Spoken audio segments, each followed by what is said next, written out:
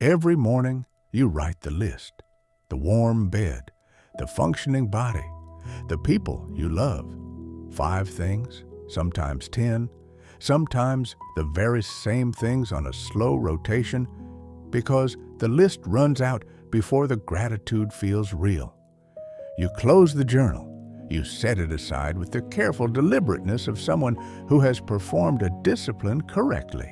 And for a moment, perhaps 2, something does settle. And then you go about your day. And by 9 in the morning, the financial pressure is back. The competitive measuring is back. The low, continuous hum of not enough is back, exactly as it was the morning before and the morning before that, indifferent to every list you have ever written. Wallace Wattles would tell you that this is not because you lack gratitude, and it is not because the practice is without value. It is because what you have been calling gratitude is a fragment of the thing he was actually describing. And fragments of laws do not produce the results of complete laws. The Science of Getting Rich is a short book, barely 100 pages in most editions. Every chapter was composed with the deliberation of a man who understood precisely how much space he had and wasted none of it. Wattles was not a leisurely writer. He was a systematic one.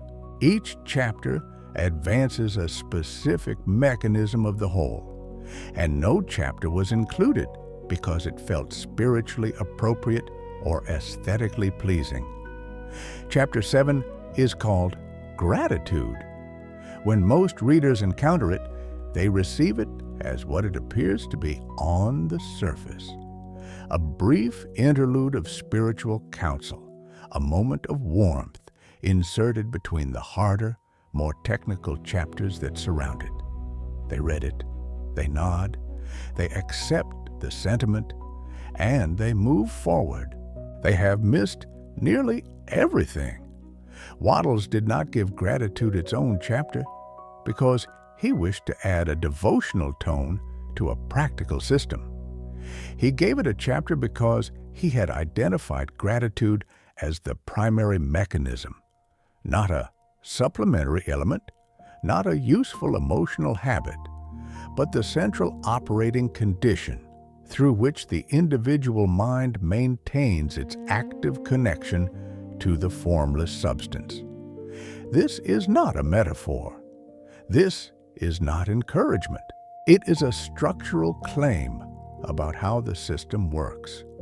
Wattles believed, with the certainty of a man who had tested and re-examined the principle across years of serious study, that every other element of the system he was describing, the clarity of desire, the sustained impression, the creative rather than competitive mode of thought, depended upon this single condition for its coherence.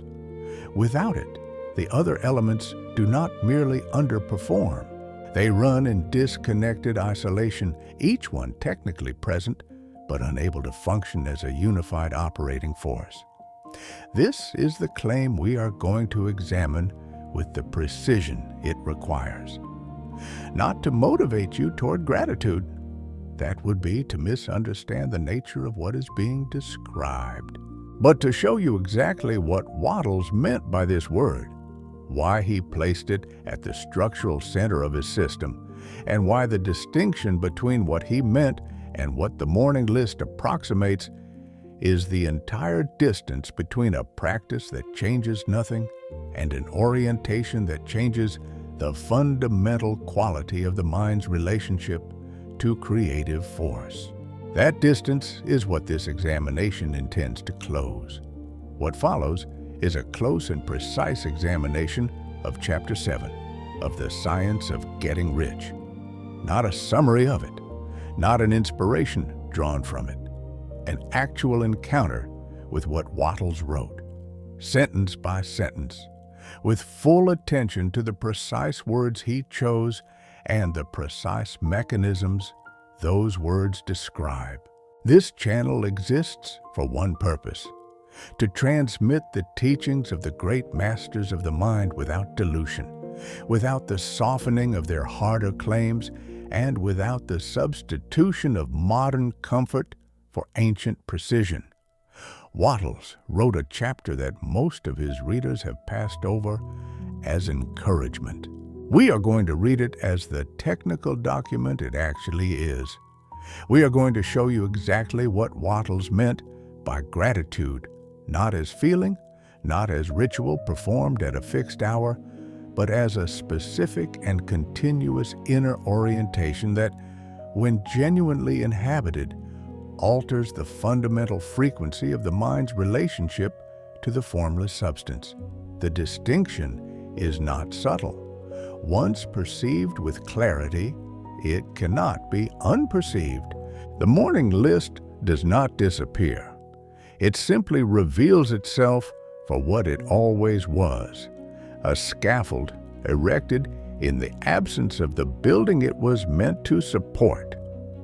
We are going to show you the building, and we are going to do so by moving through the architecture of Wattles's argument with the same methodical patience with which he constructed it. This means we will begin where he begins, with the claim that stops most readers in its tracks if they are paying sufficient attention. The claim that the entire process, the whole of the mental adjustment through which creative force is contacted, can be reduced to a single word.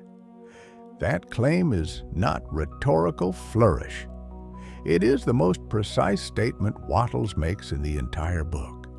Understanding it precisely, understanding what that single word actually contains, what it demands, and what it produces, is what this examination is for. If you have been practicing gratitude and finding that it changes nothing, the answer to why is in Chapter 7. It was always there. You simply needed someone to read it with you in the way it deserves to be read. Wallace Wattles opens Chapter 7 with a sentence that most readers receive as encouragement and move past before its weight can register. The whole process of mental adjustment and atonement can be summed up in one word: gratitude. Pause on that sentence, not on its warmth, on its precision. He does not say gratitude is part of the process, or that it assists the process, or that it's a virtue the process would do well to include. He says the entire process, the complete architecture of mental adjustment through which the individual mind enters harmonious relation with the formless substance, can be reduced to this single word. That is either the most important sentence in the book or an act of severe overstatement. Wattles was not a man given to overstatement. The sentence means exactly what it says. To understand why such a reduction is possible, you must first understand what Wattles means by the process he is summarizing. The system he describes across the whole of the science of getting rich is at its foundation a system of mental impression, of bringing the individual mind into a specific, stable, affirmative relationship with the formless substance, which Wattles describes as the intelligent and responsive medium through which all things in the physical world take form. The mind that holds a clear, specific, confident impression of what it desires and holds it consistently without collapsing into doubt or urgency or competitive thought is the mind that exercises genuine creative force. The entire system exists to produce and maintain that quality of mental impression. And Wattles is saying that genuine gratitude, properly understood, produces and maintains exactly that quality, not as a side effect, but as its natural and primary function. This is the distinction that changes everything else. Gratitude, in Wattles's framework, is not a feeling generated in response to good things. It is not the emotional warmth that arises when something fortunate occurs. It is not the discipline of noticing what is already present so that the mind does not become consumed by what is absent. All of these are descriptions of gratitude as effect, as a response to external conditions. Wattles' understanding is the precise reversal of this. For Wattles, genuine gratitude is a cause.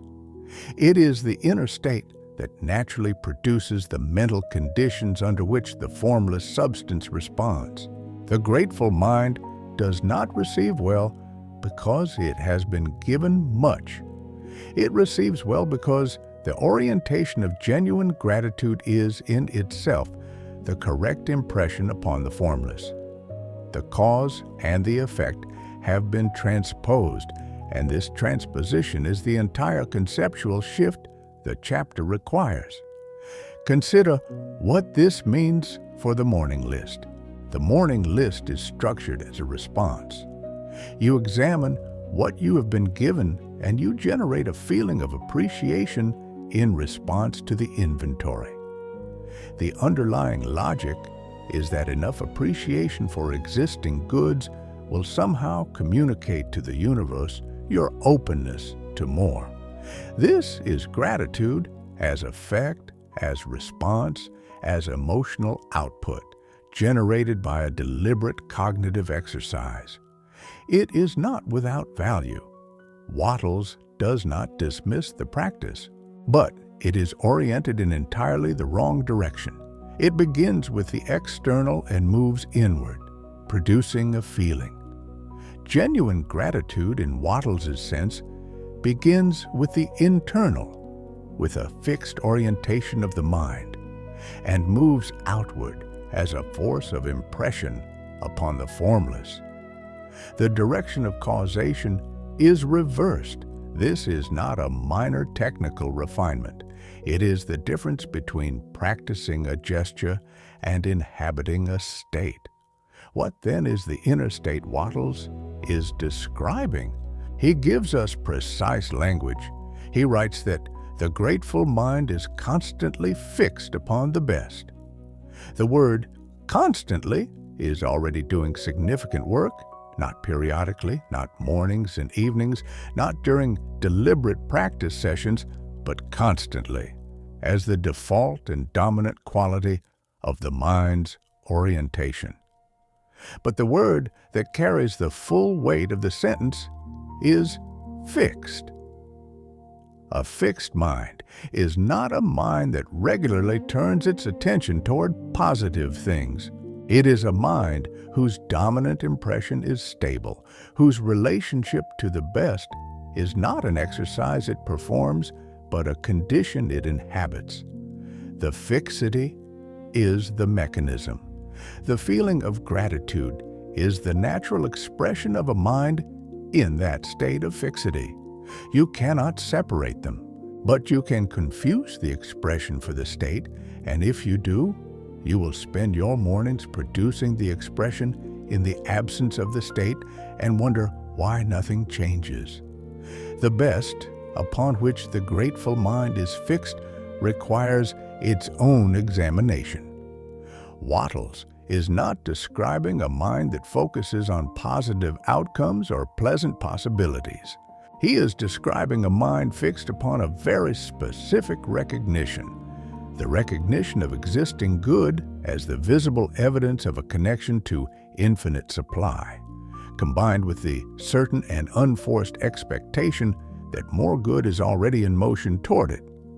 This is not optimism. Optimism is a preference about how things will turn out. What Wattles is describing is a settled recognition, a reading of reality based on the understanding that the formless substance is not merely available, but is actively responsive, and that the mind already connected to it through genuine gratitude is already within the creative flow that brings things into form. The recognition of this is what the phrase "fixed upon the best" actually means. It is a metaphysical reading of the mind's actual situation, not an emotional preference about the future. Why does this fixed orientation produce results when the occasional practice of listed appreciation does not? Wattles gives us the mechanism directly. The grateful outreaching of your mind in thankful praise to the Supreme is a liberation or expenditure of force. It cannot fail to reach that to which it is addressed, and the reaction is an instantaneous movement towards you. This is the law of gratitude, as Wattles frames it, and he is explicit that it is a law, not a tendency or a wisdom or a spiritual recommendation. The law operates on the same principle as every other natural law. Action produces a corresponding and equivalent reaction. The grateful outreaching of the mind is an action upon the formless substance, and the reaction is movement toward the mind that originated the action. The law does not require that you feel particularly warm or emotionally elevated. It requires genuine outreaching, and genuine means not performed, not manufactured, not approximated, but actually arising from the fixed orientation that is genuine gratitude's true definition. The word genuine is doing critical labor throughout Chapter 7, and Wattles uses it with full awareness of what it excludes. It excludes produced feeling. It excludes disciplined emotion. It excludes the careful construction of a grateful mental state as a technique for obtaining better results. The formless substance in Wattles's framework is not deceived by approximations. It responds to actual impressions, and an impression of abundance that is genuinely felt, because the mind is genuinely fixed upon the reality of its connection to infinite supply, is categorically different from an impression generated by a person attempting to feel abundant in order to attract more abundance. The formless receives the actual content of the impression, not the intention behind it. A person genuinely fixed upon the best impresses the image of abundance as present fact. A person deliberately producing gratitude as a technique impresses the image of a person who is performing abundance. These are not the same signal. This brings us to one of the subtler claims Wattles makes in Chapter 7, one that is easy to read past because it appears to be a simple observation about behavior. He writes, "Many people who order their lives rightly in all other ways are kept in poverty by their lack of gratitude." The phrase, "order their lives rightly in all other ways," is doing precise work. He is acknowledging that the other elements of the system can be present. The desire can be clear, the will can be directed, the action can be taken, and still the whole apparatus can fail to produce results. And the single point of failure he identifies is the absence of genuine gratitude, because without it, the connection to the formless substance is severed, not weakened, severed. He uses the image of cutting wires. The system is intact, but without the current of genuine gratitude flowing through it, it is a machine without power. Consider the full implication of this for a moment. Wattles is saying that clarity of desire by itself does not produce creative results. That disciplined thinking by itself does not produce creative results. That right action by itself does not produce creative results. These are necessary elements, but they are not sufficient. The sufficient condition, the condition without which none of the others can function as intended, is the maintenance of a genuine connection to the formless, through the continuous orientation of grateful recognition. This is not a spiritual addendum to a practical system. It is the operating principle that activates the system. Without it, you have all the correct parts assembled without the essential condition that makes them operative. The morning list in this light is not merely insufficient. It is the attempt to maintain this essential condition through a practice that, by its very structure, can never quite reach the thing it is attempting to reach. Why can the list never quite reach it? Because the list is a response to circumstances, and the fundamental insight of Chapter 7 is that genuine gratitude, as Wattles defines it, does not depend upon circumstances. It is not generated by them. It is not proportional to them. It does not require them to be good or improving or promising. The mind genuinely fixed upon the best is fixed upon the metaphysical reality of its connection to infinite supply, a reality that exists independently of whether this morning's circumstances are favorable or difficult. Circumstances are the visible form taken by previous impressions upon the formless. They are the trailing record of a past mental state. To generate gratitude in response to them is to orient yourself toward the trailing record rather than toward the living source. Wattles' instruction is to orient toward the source. The circumstances will then begin to rearrange in correspondence. This is the point at which Wattles' framework requires the kind of commitment that most readers cannot fully make on the first reading.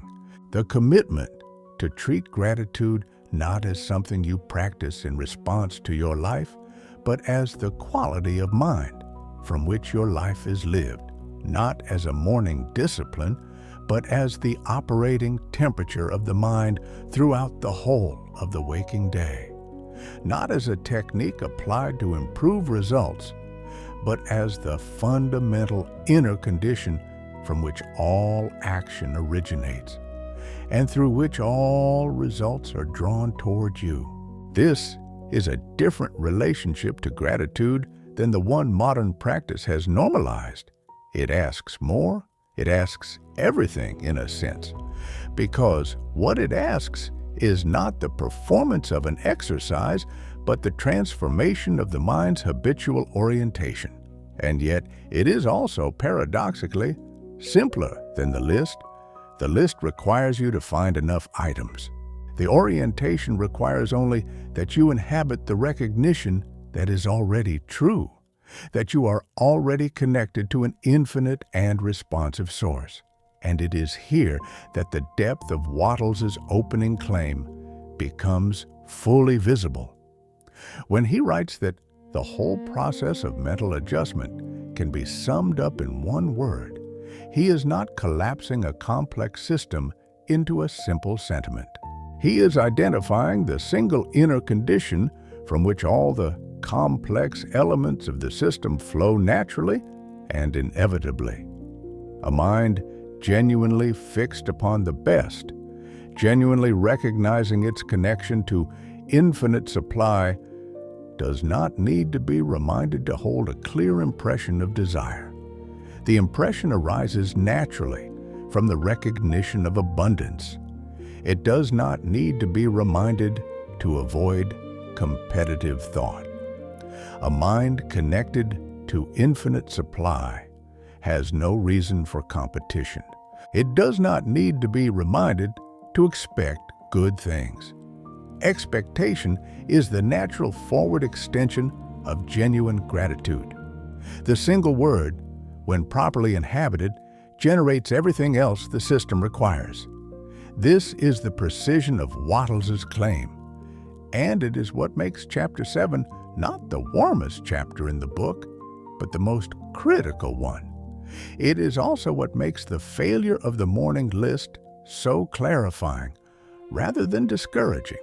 The list fails not because gratitude does not work.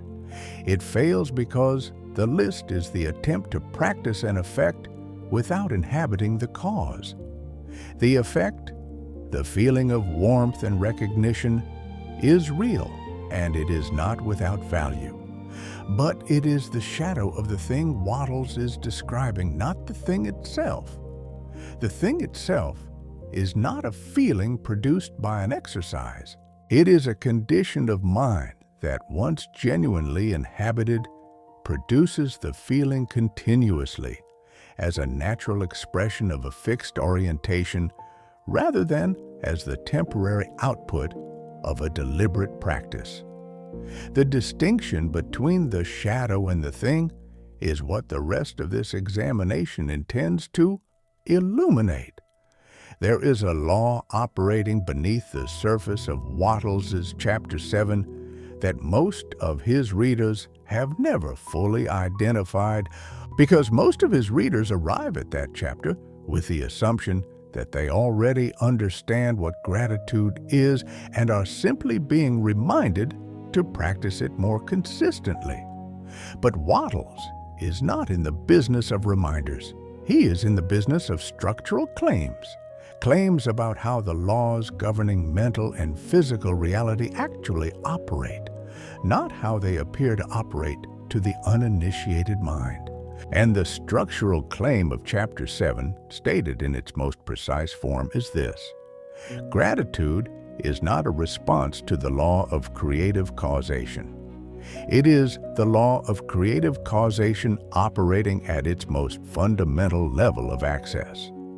To understand what this means, you must first understand the specific law Wattles names explicitly in Chapter 7, the only place in the book where he uses the phrase, the law of gratitude, as a formal designation.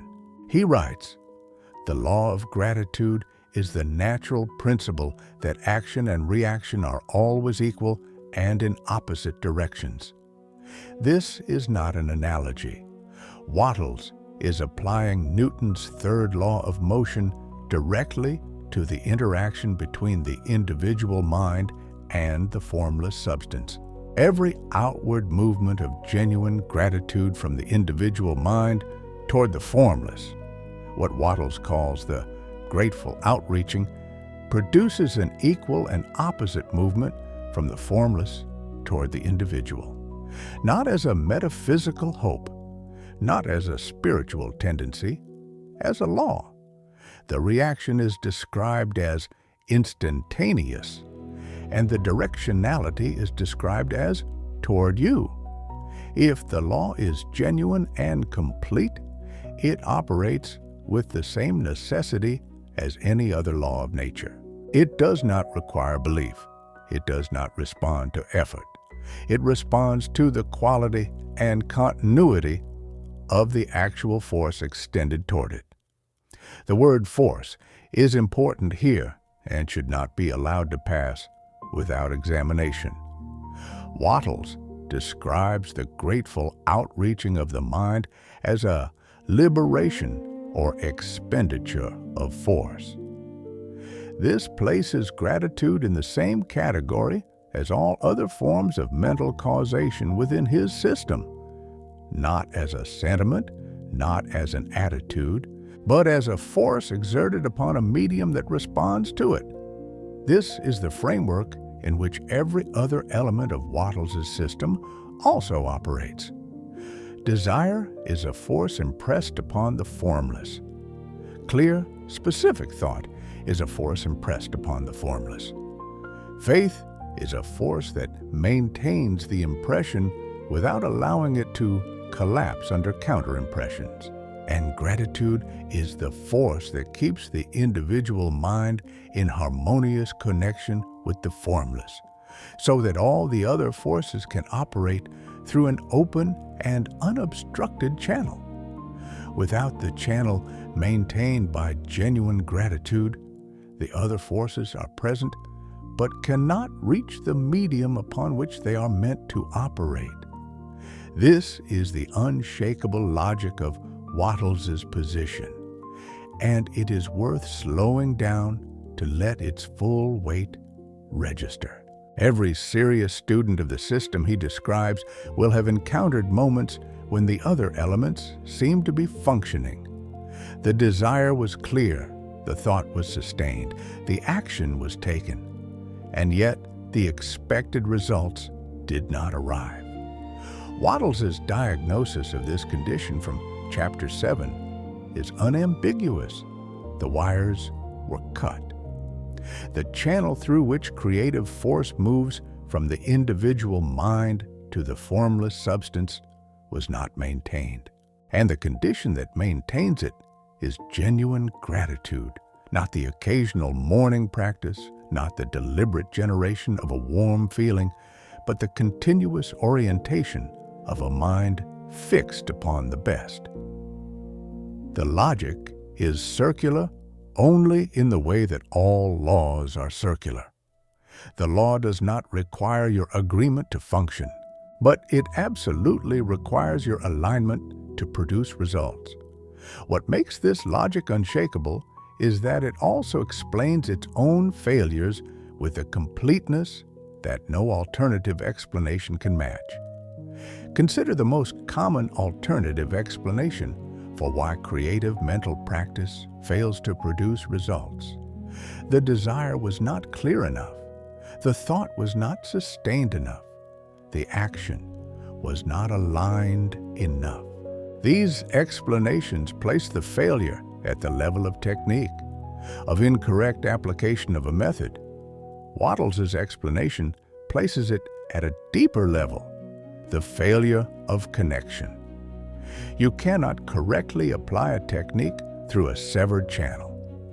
No degree of refinement in the technique will compensate for the absence of the fundamental condition that makes the technique operative. This is why people can practice every element of the system with apparent precision and still find that nothing changes. The channel is not maintained. The gratitude is performed rather than genuine. The impression that reaches the formless is the image of a person practicing a system, and the formless responds to that impression with precision and produces more of the condition in which a person practices a system. Seeking without finding, striving without arriving. Wattles makes this consequence explicit when he writes about what happens when gratitude is absent and dissatisfaction is permitted to govern the mind instead. The moment you permit your mind to dwell with dissatisfaction upon things as they are, you begin to lose ground. You fix attention upon the common, the ordinary, the poor, and the squalid and mean, and your mind takes the form of these things.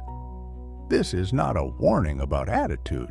It is a description of a mechanical process. The mind takes the form of whatever it dwells upon. This is the foundational principle of the entire system, applied here to the specific case of dissatisfied thought. A mind dwelling upon lack impresses the image of lack upon the formless. The formless, responding with the precision of a law, moves lack toward that mind.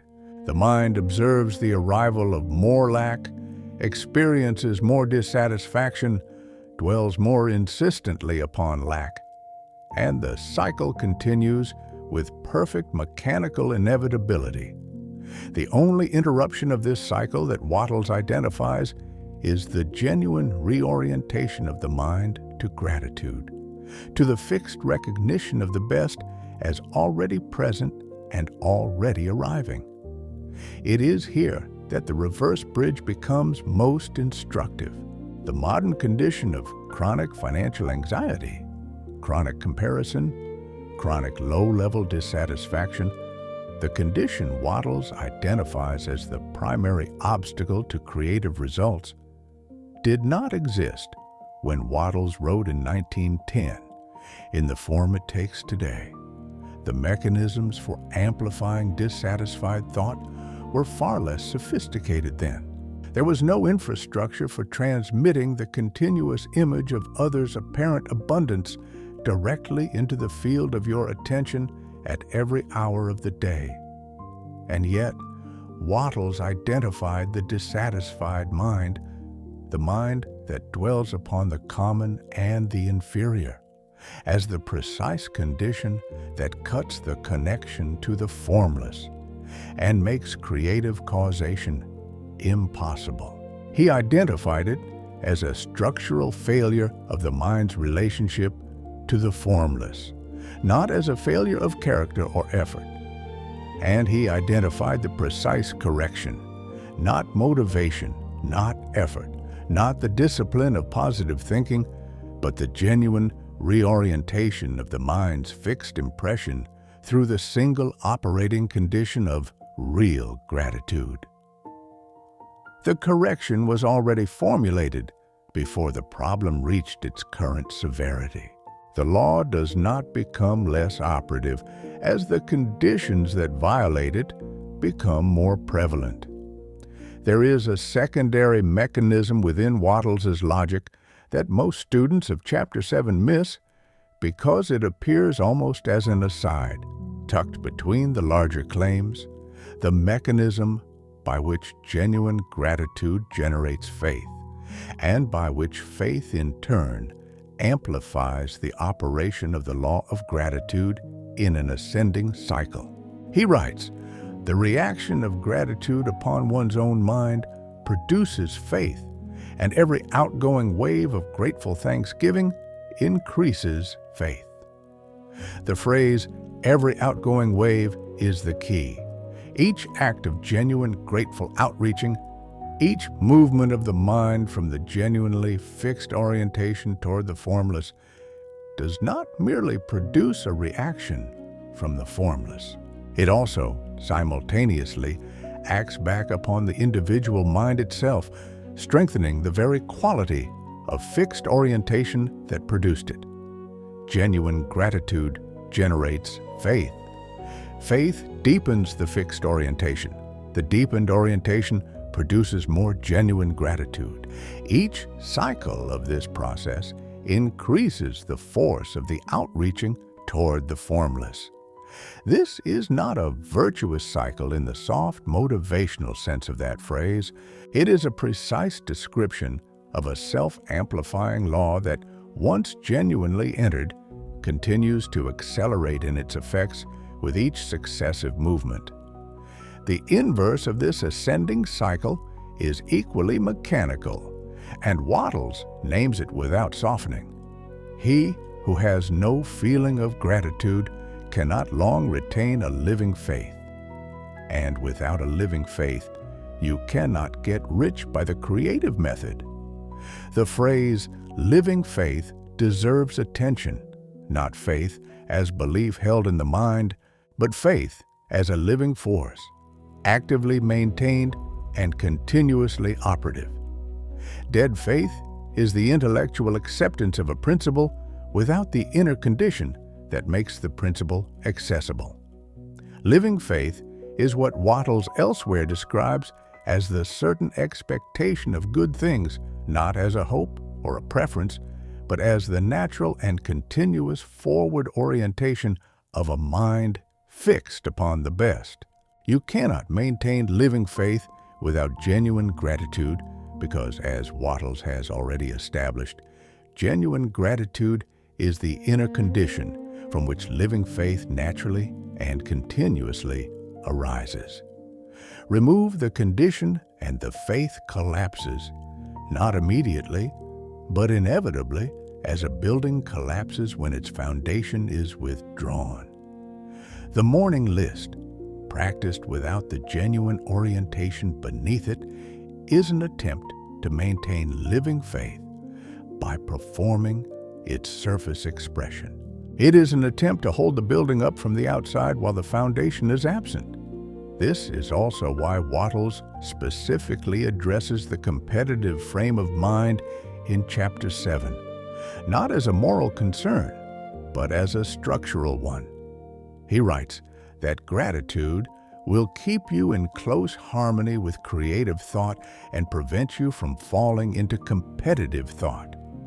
Competitive thought is, in Wattles' framework, the specific mental state that replaces creative causation with zero-sum calculation, the assumption that the supply from which you seek to draw is limited, that what others possess diminishes what is available to you, and that your advancement therefore requires the relative diminishment of others.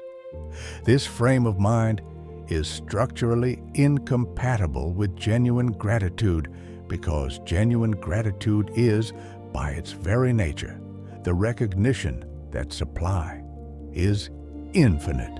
A mind genuinely fixed upon its connection to infinite supply has no structural basis for competitive thought. The two states cannot coexist as dominant orientations of the same mind. And this is why Wattles can say, without overstatement, that gratitude prevents the fall into competitive thought, not because it makes you a more generous person, but because it maintains the metaphysical orientation within which competitive thought is simply incoherent. The implications of this for modern practice are considerable. The competitive frame of mind is not merely tolerated in contemporary culture. It is actively cultivated as the engine of achievement. The constant monitoring of relative position, the anxiety about those who are advancing faster, the measuring of your condition against that of others. These are presented as the natural and even necessary conditions of ambitious life.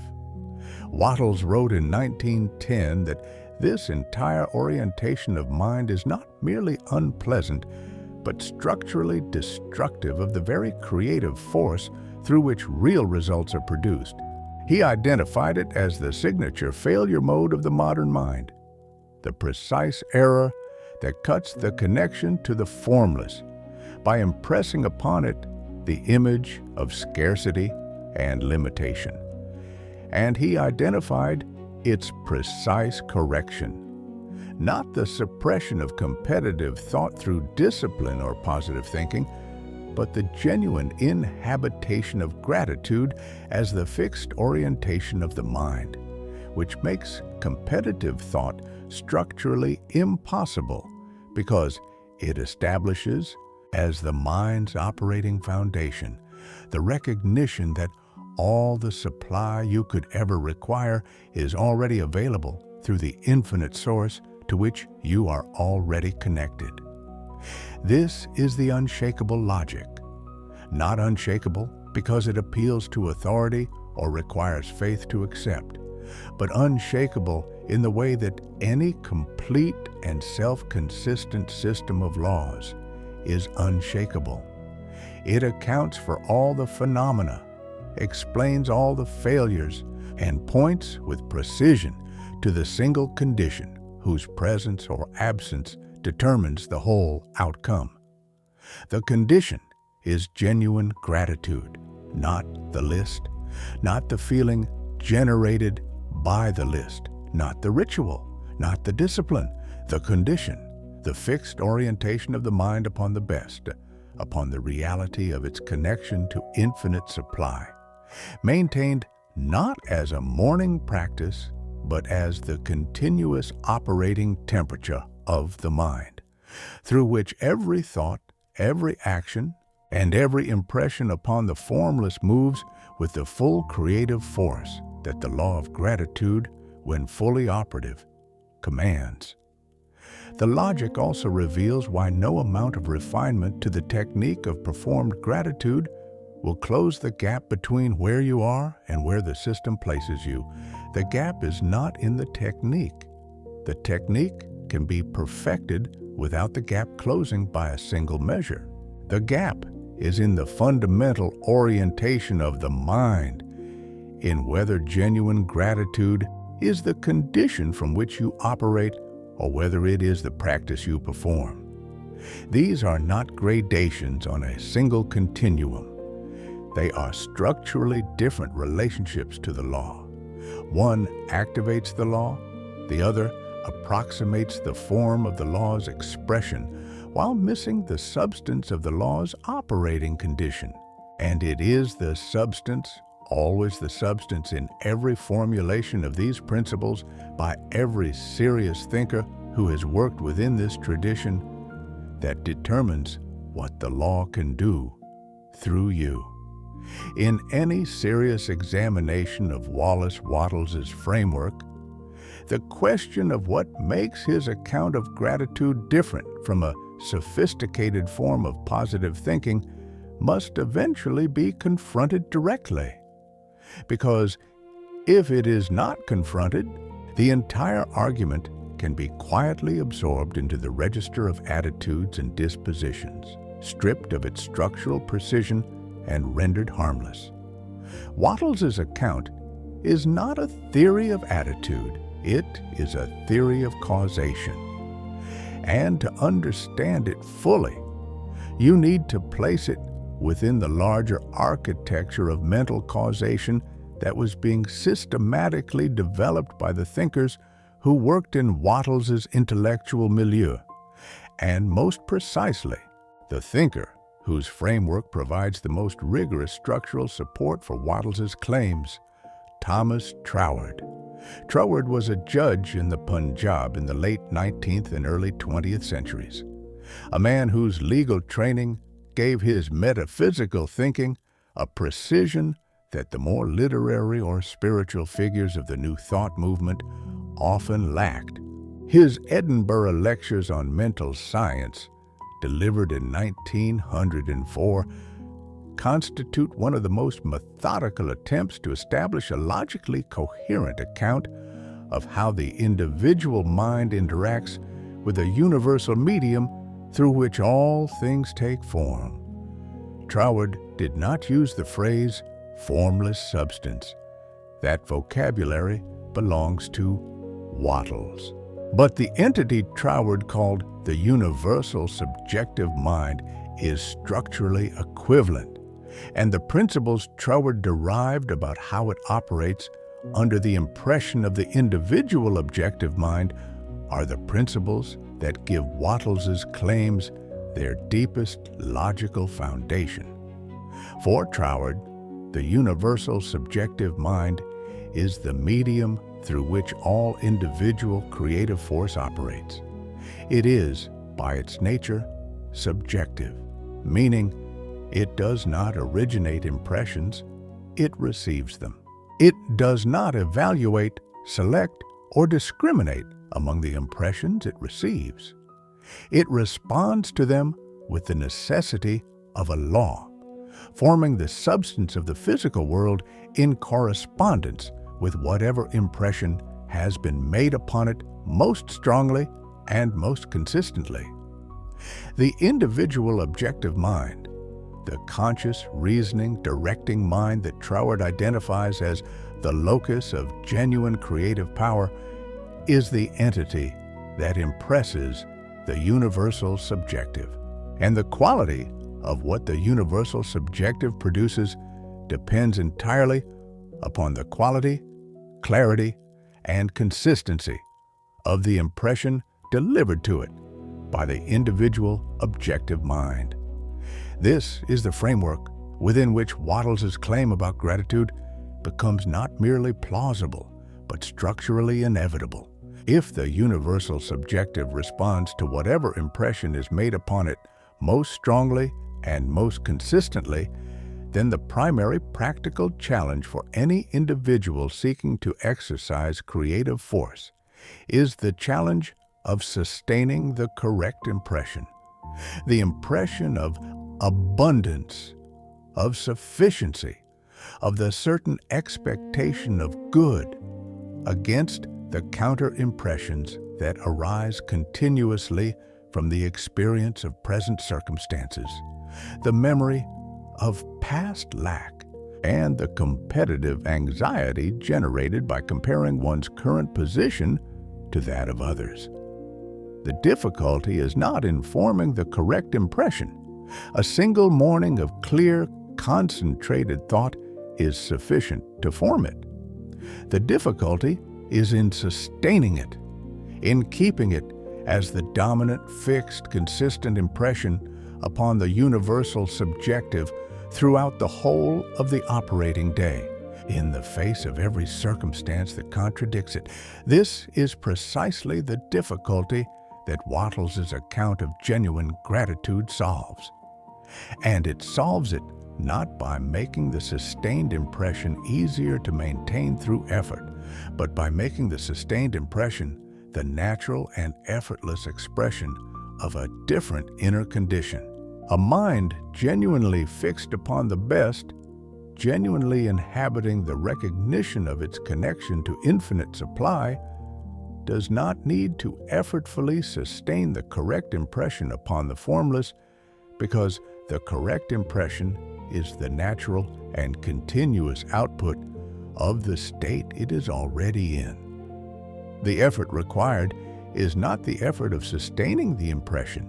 It is the far deeper and more transformative effort of genuinely entering the state of recognition from which the impression arises spontaneously and continuously. But once that state is genuinely entered, the impression maintains itself. The channel, in Wattles' language, stays open without the effort of keeping it open, because genuine gratitude is not a momentary act of opening, but a continuous condition of openness. Troward identifies, in his analysis of the relationship between the objective and universal subjective minds, the precise categories of counter-impression that most consistently disrupt the creative sequence. He names 3: doubt, which impresses upon the universal subjective the image of uncertainty rather than certainty; urgency, which impresses upon it the image of present lack rather than present sufficiency; and competitive or resentful thought, which impresses upon it the image of limited supply rather than infinite abundance. These 3 categories of counter-impression are the exact states that, in Wattles' framework, arise in the absence of genuine gratitude and are dissolved by its genuine presence. A mind genuinely fixed upon the best cannot doubt that good is arriving, because genuine gratitude is the felt recognition that good is already present and more is already in motion. It cannot be urgent, because urgency arises from the sense that what is needed has not yet come, while genuine gratitude holds the certain recognition that it is already coming. It cannot harbor competitive or resentful thought, because genuine gratitude for the infinite supply already available has no structural basis for resentment of others' share in that supply. This alignment between Wattles' account of gratitude and Troward's account of the counter-impressions that disrupt the creative sequence is not coincidental. Both thinkers were working within the same tradition of mental science and operating from the same fundamental premise, that the universal medium responds to mental impression with the necessity of law, and that the individual's primary practical work is the maintenance of the correct impression. The difference is in where they located the most powerful and reliable mechanism for maintaining it. Troward tended to describe this maintenance as a work of the will, of the objective mind's deliberate, sustained direction of its own impressions. Wattles located the mechanism at a deeper level, not in the will's deliberate direction, but in the condition of the heart, in the fundamental orientation of the whole person toward the source. For Wattles, genuine gratitude does what the will alone cannot. It maintains the correct impression not through effort, but through the natural expression of genuine recognition. This is a significant refinement of Troward's position, and it is one that most students of both thinkers have not paused to examine in its full implications. If Troward is correct that the creative sequence requires the sustained impression of abundance upon the universal subjective, And if Wattles is correct, that genuine gratitude is the inner condition from which that sustained impression flows naturally and continuously, then the practical implication is that the work of creative causation is not fundamentally a work of mental discipline, of effortfully holding the right thought, but a work of inner orientation, of genuinely inhabiting as the mind's fixed condition the recognition that is the natural precondition of the correct impression. This does not make the work easier in the conventional sense. Genuine inner orientation is not achieved by an act of will in the way that a sustained thought can be, but it makes it more reliable, more consistent, and more powerful, because it operates from a deeper level of the mind than deliberate thought does, and its impressions upon the universal subjective are correspondingly stronger and more continuous. It is also here that the specific language Wattles uses about the law of gratitude, the language of force and reaction, connects most precisely with Troward's framework. Troward describes the interaction between the objective mind and the universal subjective as a relationship of active impression and passive response. The objective impresses, the universal subjective receives, and forms in correspondence with what it has received. Wattles's law of action and reaction applies precisely to this interaction. The grateful outreaching of the individual mind is the action. The movement of the formless substance toward the individual is the reaction.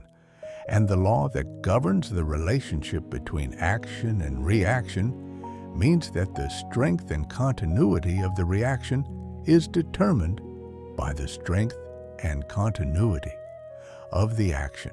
A continuous and genuine outreaching of gratitude produces a continuous and strong movement toward the individual. An occasional and performed outreaching produces an occasional and weak response. The mathematics of the law are indifferent to your intentions. They respond only to what is actually sent. What Troward adds to this understanding is the specific account of why continuity matters more than intensity in the maintenance of correct impression. The universal subjective, he explains, does not respond to peak experiences of mental concentration and then maintain the response in their absence. It responds to the most dominant and consistent impression made upon it across time. This means that a single hour of intense, clear, concentrated impression is less effective than 12 hours of quiet, continuous, genuinely fixed orientation, even if the 12 hours are less dramatically intense.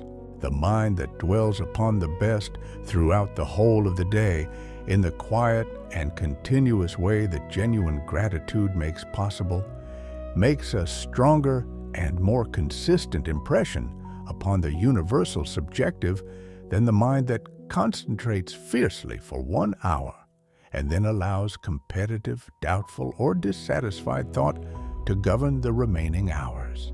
Wattles' emphasis on the word constantly in the phrase, "the grateful mind is constantly fixed upon the best," is, in this light, not a counsel of perfection, but a structural necessity derived from the laws governing how the universal subjective responds to impression.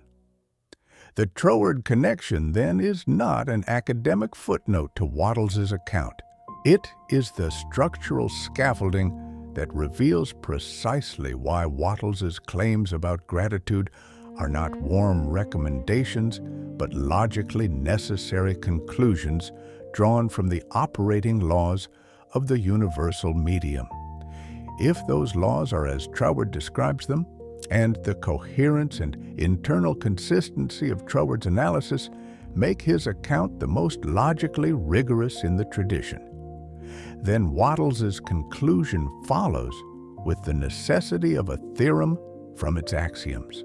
The mind that maintains genuine gratitude as its fixed orientation maintains the correct impression upon the universal subjective as a continuous condition rather than as an intermittent achievement, and the universal subjective, responding to continuous correct impression with the necessity of law, moves the things corresponding to that impression toward the mind that produced it, not as a reward for virtue, not as a response to prayer, but as the simple and precise operation of a law that was never suspended and never interrupted. Action produces reaction. Impression produces corresponding form, and the grateful mind, fixed upon the best, produces the best with the same inevitability that every other law of nature produces its corresponding effects.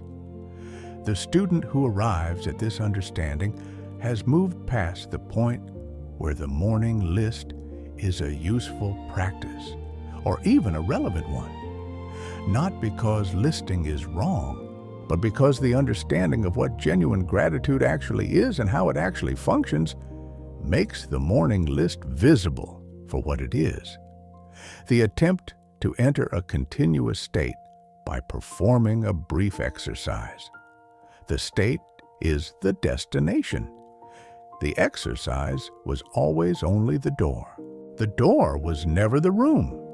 If Troward provides the structural framework that supports Wattles' account of how gratitude operates upon the formless, then the second great connection that Chapter 7 requires is the connection that most readers of the Science of Getting Rich sense, but rarely examine with full precision: the connection between gratitude and faith. Wattles states it in one of the most important and most frequently misread sentences in Chapter 7, a sentence of 5 words whose logical structure, once properly parsed, overturns one of the most deeply embedded assumptions in spiritual and metaphysical practice. The sentence is, "Faith is born of gratitude." The standard reading of this sentence treats it as an observation about the relationship between two desirable qualities, as though Wattles is saying that people who are grateful tend also to develop faith, the way that people who sleep well tend also to have more energy. This reading is not merely inadequate. It is the precise inversion of what the sentence actually means. Wattles is not describing a tendency or a correlation. He is describing a causal sequence. And the causal sequence he is describing runs in the opposite direction from the one that nearly every spiritual and metaphysical tradition presents as the starting point of the work. The sequence that begins not with faith as a precondition, but with gratitude as the generative cause, with faith as its natural and inevitable product. To understand the full weight of this inversion, you must first understand what most practitioners assume about the relationship between faith and gratitude. The standard assumption, embedded so deeply in most teachings of the New Thought tradition, and even more deeply in conventional religious practice, is that faith is the prerequisite. You must first establish faith in the universe, in the formless substance, in the creative principle, in the law. Having established that faith, you can then practice gratitude from within its shelter, and gratitude becomes the expression of a faith already present. On this model, faith is the foundation, and gratitude is the superstructure built upon it. The practitioner who lacks faith has nothing from which to generate genuine gratitude, and is therefore caught in a circularity from which there is apparently no exit. You cannot practice genuine gratitude without faith, And you cannot develop faith without the kind of experience that genuine gratitude would produce if it were already present. Wattles resolves this circularity with the precision of a surgeon. His answer is that the sequence is not beginning with faith, because faith is not the foundation. Gratitude is the foundation, and not gratitude as the warm, faith-filled expression of a mind already secure in its connection to infinite supply, but gratitude in its most minimal and accessible form. The simple, undeniable recognition of existing good, any existing good, the functioning of the breath, the fact of warmth, the capacity of the mind to form a thought. These are not metaphysically ambitious recognitions. They require no faith to make. They require only the willingness to direct full attention to what is undeniably already present, rather than to the lack of what is not yet present. And Wattles' claim is that the genuine recognition of any existing good, however small, however undramatic, however far from the scale of abundance the practitioner ultimately seeks, is sufficient to set in motion the ascending cycle that leads to faith. The mechanism by which genuine gratitude generates faith is not mysterious, and Wattles' account of it is precise enough to examine directly. He writes, "The grateful mind continually expects good things, and expectation becomes faith." Unpack this carefully. A mind genuinely recognizing existing good, genuinely inhabiting the recognition that good is already present, naturally and inevitably tilts forward in its orientation. The same fixed attention upon the best that makes present good undeniable also makes future good certain, because both the present good and the future good flow from the same source. A mind genuinely fixed upon the reality of its connection to infinite supply does not need to strain toward faith in future good any more than it needs to strain toward recognition of present good. Both are simply aspects of the same recognition, that the source is real, that it is responsive, and that it is already in motion. This certainty, this forward-tilting, non-anxious, non-urgent certainty is what Wattles means by living faith. And he is telling you that it is not the prerequisite of gratitude. It is its natural product. This also resolves the question that most serious practitioners of mental science eventually encounter but rarely articulate. If faith is required to maintain the correct impression upon the formless, and if faith is genuinely difficult to sustain in the face of present circumstances that contradict it, then what is the practical entry point for someone whose present circumstances offer no visible evidence to support faith? The standard answer: think more positively, visualize more clearly, affirm more persistently, addresses the symptoms without addressing the root cause of the difficulty, which is the absence of the inner condition from which living faith arises naturally. Wattles' answer is a different entry point entirely. Begin with the smallest undeniable good, attend to it with full and genuine presence, and allow the genuine recognition of that good to initiate the ascending cycle. The faith does not need to be manufactured. It will arrive as the natural product of genuine gratitude, and every successive outgoing wave of that gratitude will increase it by the precise mechanical operation of the law Wattles has identified.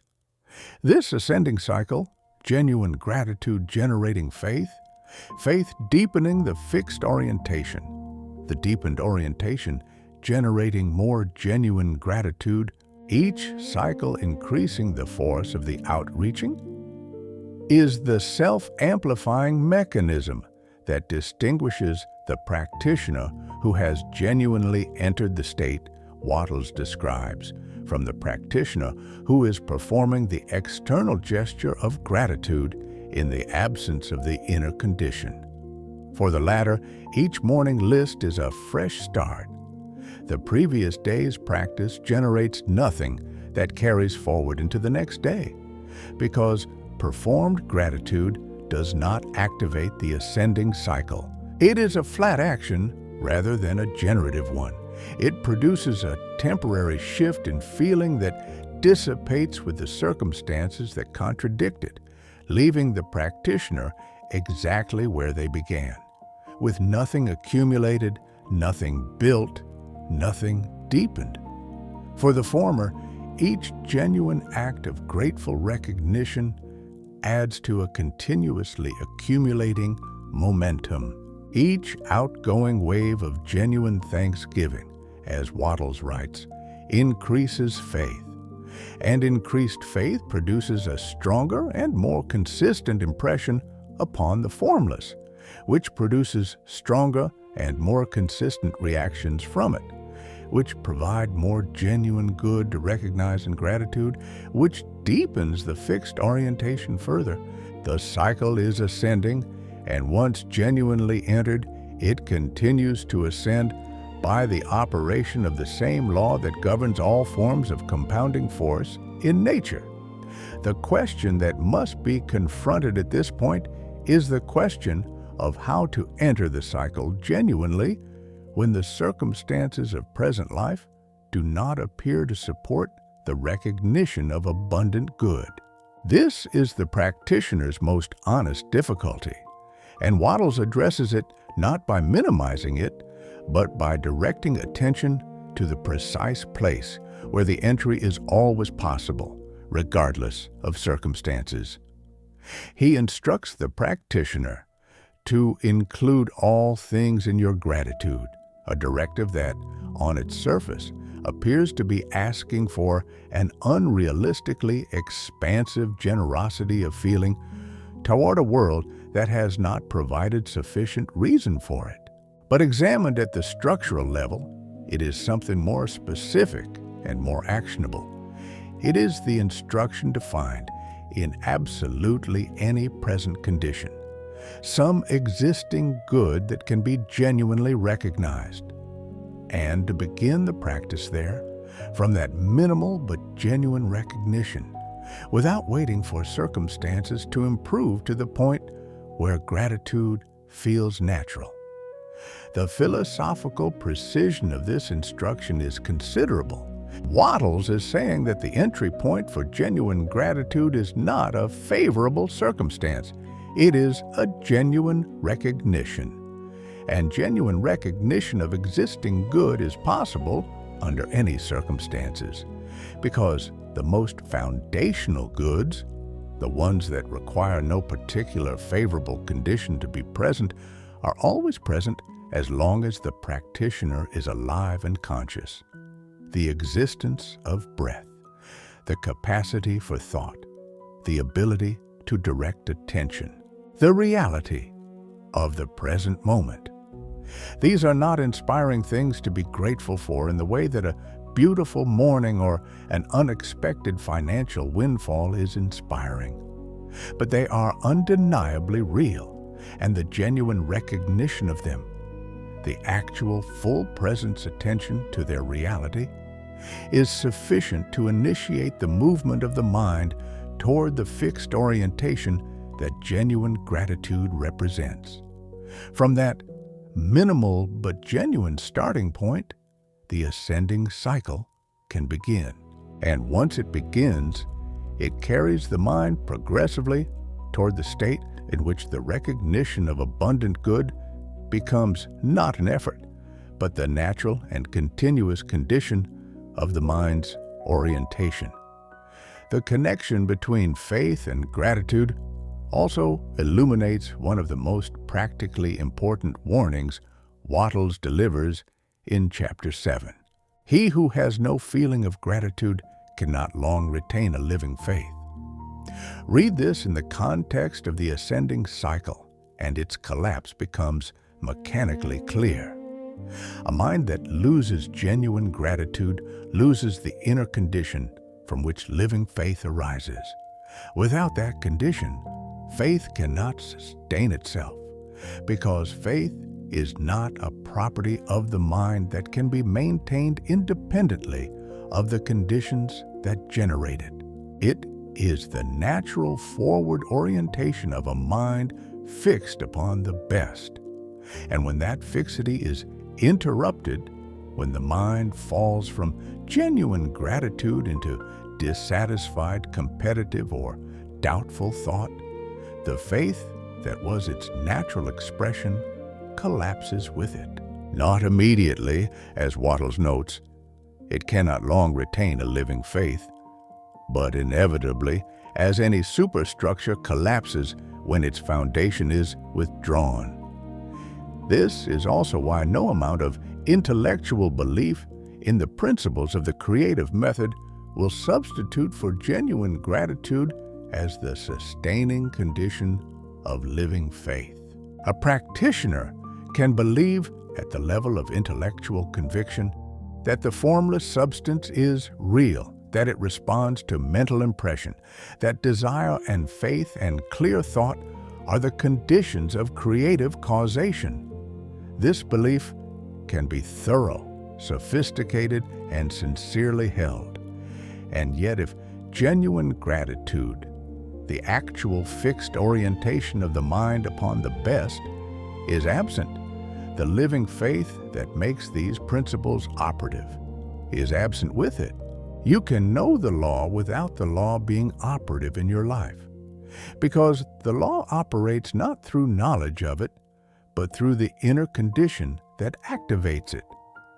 Genuine gratitude is that condition. This is the precise distinction between a student of the system and a practitioner of it. The final implication of the faith-gratitude connection that this examination requires is the one that most directly addresses the failure of the morning list, and addresses it not as a criticism of the practice, but as a clarification of what the practice is and is not capable of producing. The morning list can produce a genuine recognition of existing good if it is practiced with full presence and genuine attention, rather than as a mechanical exercise. When it does produce genuine recognition, it initiates the ascending cycle and is, in that moment, exactly the practice Wattles is describing. The problem is not that the morning list is the wrong practice. The problem is the assumption that completing the morning list is equivalent to inhabiting the continuous orientation. That having produced genuine gratitude for 10 minutes in the morning, the practitioner has fulfilled the condition that the whole of the remaining day requires. The condition is not fulfilled by the practice. The practice is, at best, the entry. The condition is what you enter through the practice. And the condition, the fixed orientation of the mind upon the best, maintained continuously as the operating temperature of the mind throughout the whole of the waking day, is what Chapter 7 is actually describing. The list is the door. The condition is the room. Wattles is describing the room. The distinction between performed gratitude and genuine gratitude is the most practically consequential distinction in Chapter 7 of The Science of Getting Rich. And it is one that Wattles does not draw in explicit terminology. He does not use the words performed and genuine as categorical labels, but the distinction is present throughout the chapter, encoded in every precise word choice and every structural claim he makes. And a careful reading reveals it with the clarity of a law stated directly. The distinction is this: performed gratitude is the deliberate generation of a grateful feeling as a technique applied toward an outcome. Genuine gratitude is the natural and continuous expression of a mind that has come into actual contact with the reality of its connection to infinite supply. These are not different degrees of the same practice. They are structurally different relationships to the law. Performed gratitude is distinguished not by its insincerity. The practitioner performing it is typically sincere in their intention, but by its directionality. It is directed outward from the self toward an external object of appreciation, and inward toward the self as the generator of a desired feeling. The practitioner performing gratitude is producing something, a feeling, an attitude, a quality of mind they believe will serve as the signal that the formless substance will recognize and respond to. The entire orientation is that of an agent acting upon themselves in order to produce a state that will, in turn, act upon a larger reality. This is gratitude as technique, as something you do to yourself in order to produce an external effect. And the formless substance, receiving this impression, receives precisely what is being transmitted, the image of a person performing a technique upon themselves. This is not the image of abundance as present fact. It is the image of a person attempting to create that image. The two are distinguishable by the law, even when they are not distinguishable by the person generating them. Genuine gratitude, by contrast, is not directed anywhere in particular and is not generated as a technique applied toward any outcome. It arises, and the word arises is precise here because it describes the natural emergence of a state from conditions rather than the deliberate production of a state by an agent. It arises when the mind comes into actual contact with the reality of its situation, the reality that it is already connected to an infinite and responsive source, that the supply it seeks is already available through that connection, and that the good already present in its life is the visible evidence of a law that is always and continuously operative. When the mind genuinely inhabits this recognition, not as a belief held intellectually, but as a reality felt with the same immediacy and certainty that one feels the fact of the breath, the state that arises from that habitation is genuine gratitude. It is not produced, it is recognized. And what the formless substance receives from the mind in that state is not the image of a person performing abundance. It is the image of abundance as present fact. These impressions produce different reactions in the formless by the necessity of the law that governs its response to all impressions. The practical implication of this distinction for the student who recognizes it for the first time is typically a moment of significant difficulty, because the recognition that genuine gratitude is not something you can produce by an act of will, that it arises from an inner condition rather than from a deliberate practice, can appear to remove the very thing the practitioner was relying upon, the sense that there is something they can do. If genuine gratitude cannot be produced by the morning list, and if it arises naturally only from a condition of genuine inner recognition that most practitioners do not yet inhabit consistently, then what is the practical path? The apparent circularity is real, but it is not complete. Wattles resolves it as he resolved the circularity between faith and gratitude by identifying the precise point of entry. The point of entry is not the feeling, it is the recognition. And the recognition does not require the presence of favorable circumstances to be genuine. It requires only the presence of full attention directed toward existing goods that are already undeniably present. Wattles' instruction to include all things in gratitude is not a counsel of expansive spiritual generosity. It is a precise practical directive. Begin your recognition not with the dramatic goods, not with the things that require a favorable assessment of your overall situation to appreciate, but with the most foundational and most undeniable goods, the ones that exist independently of whether your circumstances are improving or deteriorating.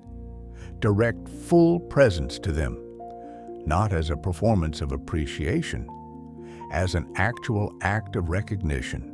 Let the recognition be real before you attempt to expand it. This is the bridge Wattles implies between the performed practice and the genuine state.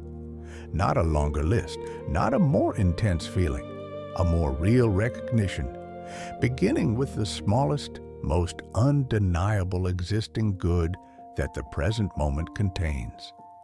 The transition from performed to genuine gratitude is therefore a transition in the object of attention, rather than in the intensity of the feeling generated. Performed gratitude attends to the list, to the inventory of things deemed worthy of appreciation. Genuine gratitude attends to the reality beneath the list, the reality of connection to a source that is always present, always responsive, and always already in motion toward the mind that recognizes it. The list is the surface.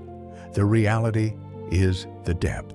And it is the depth that the formless substance responds to, not the surface expression of appreciation for items on an inventory, but the deep recognition of the source from which all the items on the inventory ultimately flow. Once the attention shifts from the list to the source, from the visible goods to the invisible supply that produced them, the character of the inner state begins to shift with it.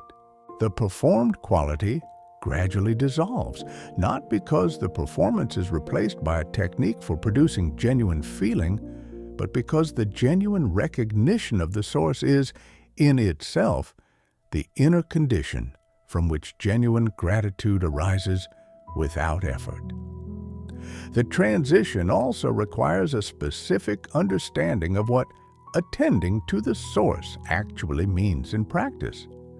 Because, for many practitioners, the language of source and supply and formless substance can become abstract to the point of losing any practical contact with reality. To attend to the source is not to meditate upon an abstract metaphysical concept.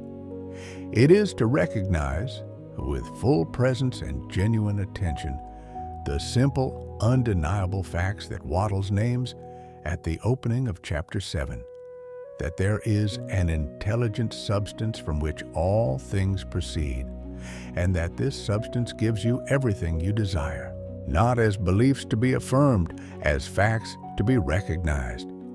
The difference between affirmation and recognition is the difference between performed and genuine gratitude in miniature. Affirmation is directed by the will toward a desired inner state.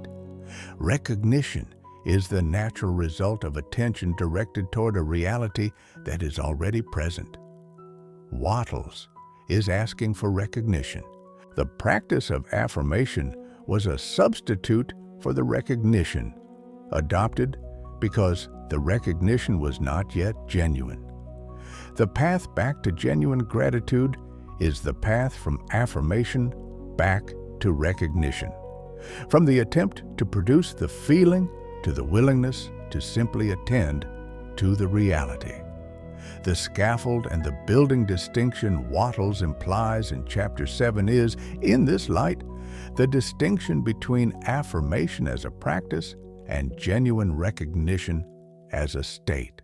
The scaffold was erected to support the building during construction. It is not the building. The building is the continuous inner orientation of genuine recognition, the state in which the mind's relationship to the source is so genuine and so fixed that the expression of gratitude is not a practice, but an overflow. The scaffold is useful until the building stands on its own, but many practitioners have been maintaining the scaffold long past the point when the building should have been capable of standing independently, because they were never told that the building was the destination and the scaffold was not it.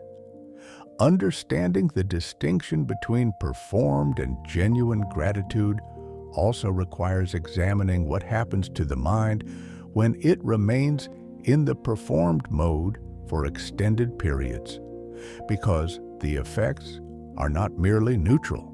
Wattles writes that the moment you permit your mind to dwell with dissatisfaction upon things as they are, you begin to lose ground. The performed mode of gratitude does not eliminate dissatisfied thought. It suppresses it temporarily by directing attention elsewhere. But suppression is not resolution. The dissatisfied thought, unaddressed at its root, reasserts itself once the deliberate direction of attention is released. And in the space between one morning's list and the next, the suppressed, dissatisfied thought has the whole of the day to operate as the dominant impression upon the formless. This is not a peripheral problem. It is the structural reason why performed gratitude fails to produce the results of genuine gratitude, even when the performance is sincere, diligent, and sustained over time. The genuine impression upon the formless is not the 10 minutes of morning practice. It is the quality of mind that governs the remaining waking hours. Wattles' specific concern with competitive thought in Chapter 7 is, in this context, also a precise description of what the unaddressed, dissatisfied mind defaults to in the absence of genuine gratitude. Competitive thought is dissatisfied thought with a specific object, the success, the position, or the abundance of another person, which is perceived as evidence that the supply available to you is limited and unequally distributed. This perception that another's good diminishes your potential good is the signature impression of the competitive frame of mind, and it is the precise impression that, when sustained, cuts the connection to the formless with the completeness Wattles describes.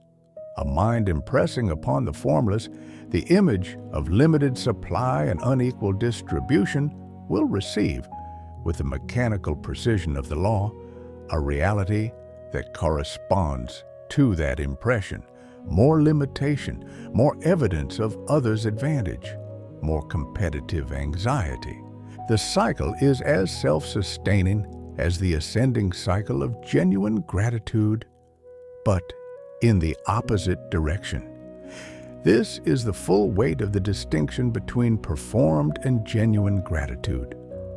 Performed gratitude maintains the cycle of dissatisfied thought by suppressing it temporarily rather than displacing it at the root.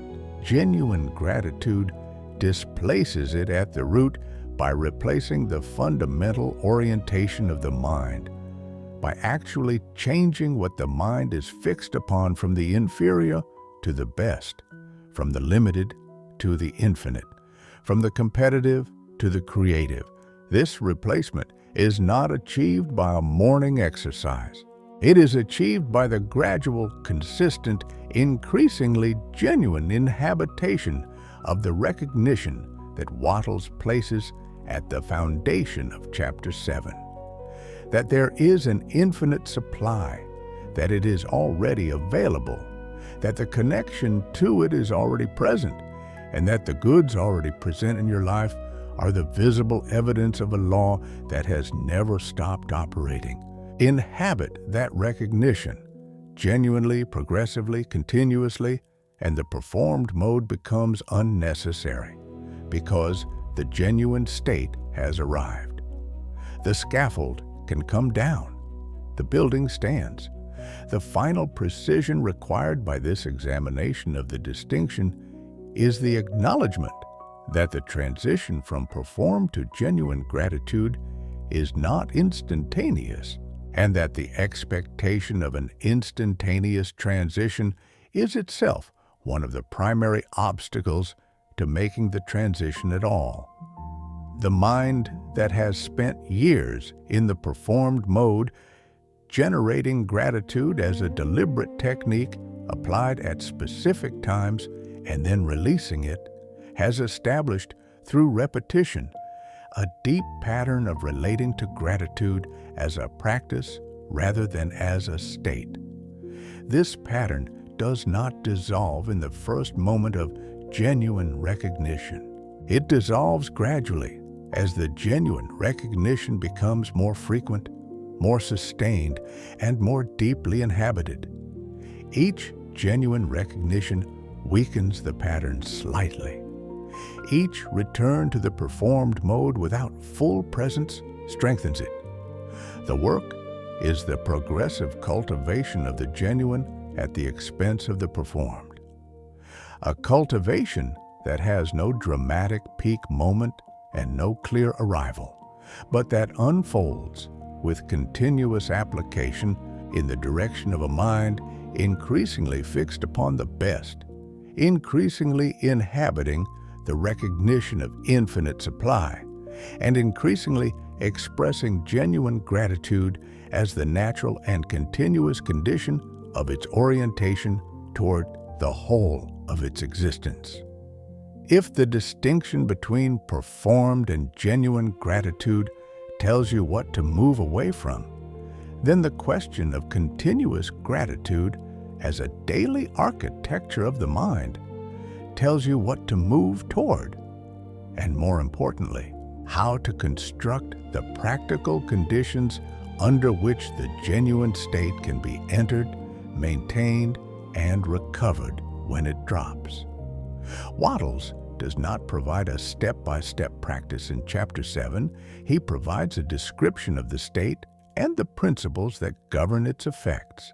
But the state he describes implies a very specific architecture of daily inner life, and it is possible to derive that architecture from his principles with sufficient precision to give it practical form. The first and most foundational element of this architecture is the question of the morning, not as the location of a list-making practice, but as the point of entry into the day's dominant orientation. Wattles writes that it is necessary to cultivate the habit of being grateful for every good thing that comes to you, and to give thanks continuously.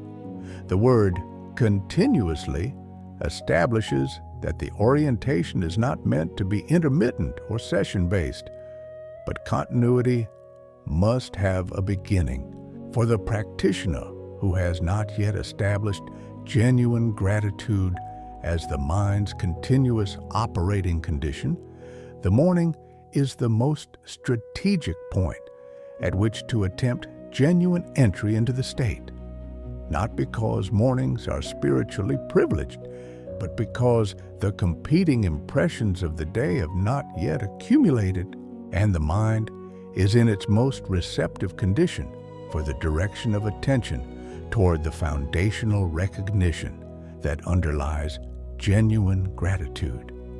The entry at the morning should not begin with the question of what there is to be grateful for, because this question, by directing attention toward an inventory of external goods, immediately situates the practitioner in the performed mode, scanning circumstances for items worthy of appreciation. The more productive entry point is the question of whether in this moment the reality of the connection to infinite supply can be felt, even faintly, even briefly, even with uncertainty about what that connection means or entails. If the answer is yes, even at the level of the smallest genuine recognition, that is the sufficient starting point. The practitioner should remain at that point of genuine recognition, directing full presence to it without immediately attempting to expand it or to extract a feeling of greater magnitude from it. The genuine recognition is sufficient. Let it be what it is. The ascending cycle will do the rest. The practical question that immediately arises from this approach is, what happens when the answer is no? When the morning genuinely cannot locate the feeling of connection? When the circumstances are sufficiently pressing that the foundational recognition seems entirely inaccessible? This is not a theoretical edge case. It is the normal condition of most practitioners most of the time, particularly in the early stages of the transition from performed to genuine gratitude. Wattles' implied answer is the return to the most undeniable smallest good, not the connection to infinite supply, which may be too abstract, too distant, too metaphysically demanding for a mind that is genuinely under the pressure of difficult circumstances. But the breath, the fact of warmth, the specific detail of this present moment that is, beyond any possible disputation, already good. Direct the full presence of attention there, not as a technique for producing a feeling, as a genuine act of recognition. Let the recognition be real before attempting to expand it. The morning foundation built from this genuine recognition of the most minimal but most undeniable existing good should precede all action, not because the action is less important, but because the quality of the impression upon the formless substance during the hours of action depends upon the quality of the orientation from which the action originates. Wattles writes that the creative power within us makes us into the image of that to which we give attention, and attention during the hours of active engagement with the world's demands will be pulled in many directions by many competing impressions. The morning entry into genuine gratitude establishes the dominant impression, the fixed point from which the mind returns when it notices that it has drifted. Without that established fixed point, each drift may go unnoticed for hours, and the impression upon the formless during those hours is the impression of the drifted state, competitive, doubtful, urgent, or dissatisfied, depending on which counter-impression has taken hold. The second critical element of the daily architecture is the practice of return, and this is where most accounts of continuous gratitude fail, because they focus on the establishment of the morning state without addressing the inevitable and repeated interruptions that the waking day imposes upon it. Wattles is not describing a state that, once entered in the morning, maintains itself effortlessly through the whole of the day. He is describing a continuous orientation that requires continuous renewal, not because the genuine state is inherently unstable, but because the conditions of active engagement with the world of circumstances generate, with equal continuity, counter-impressions that must be recognized and corrected. The practice of continuous gratitude is, at the level of daily lived experience, largely the practice of return. Return is not recovery from failure. This distinction is important enough to require explicit statement. When the competitive thought arises, when the doubt loop begins, when the urgency of circumstance pulls the mind away from the fixed orientation toward the best, this is not a failure of practice. It is the normal, predictable, and mechanically inevitable response of a mind that is still in the process of establishing genuine gratitude as its dominant orientation. The drop is not a setback. It is the expected condition. The return is the practice, and the return is fully effective every time it is made, not partially effective, not less effective than the original entry, not compromised by the length of the period of drift. Wattles describes the law as precise and immediate. The grateful outreaching of the mind is the action, and the reaction is instantaneous.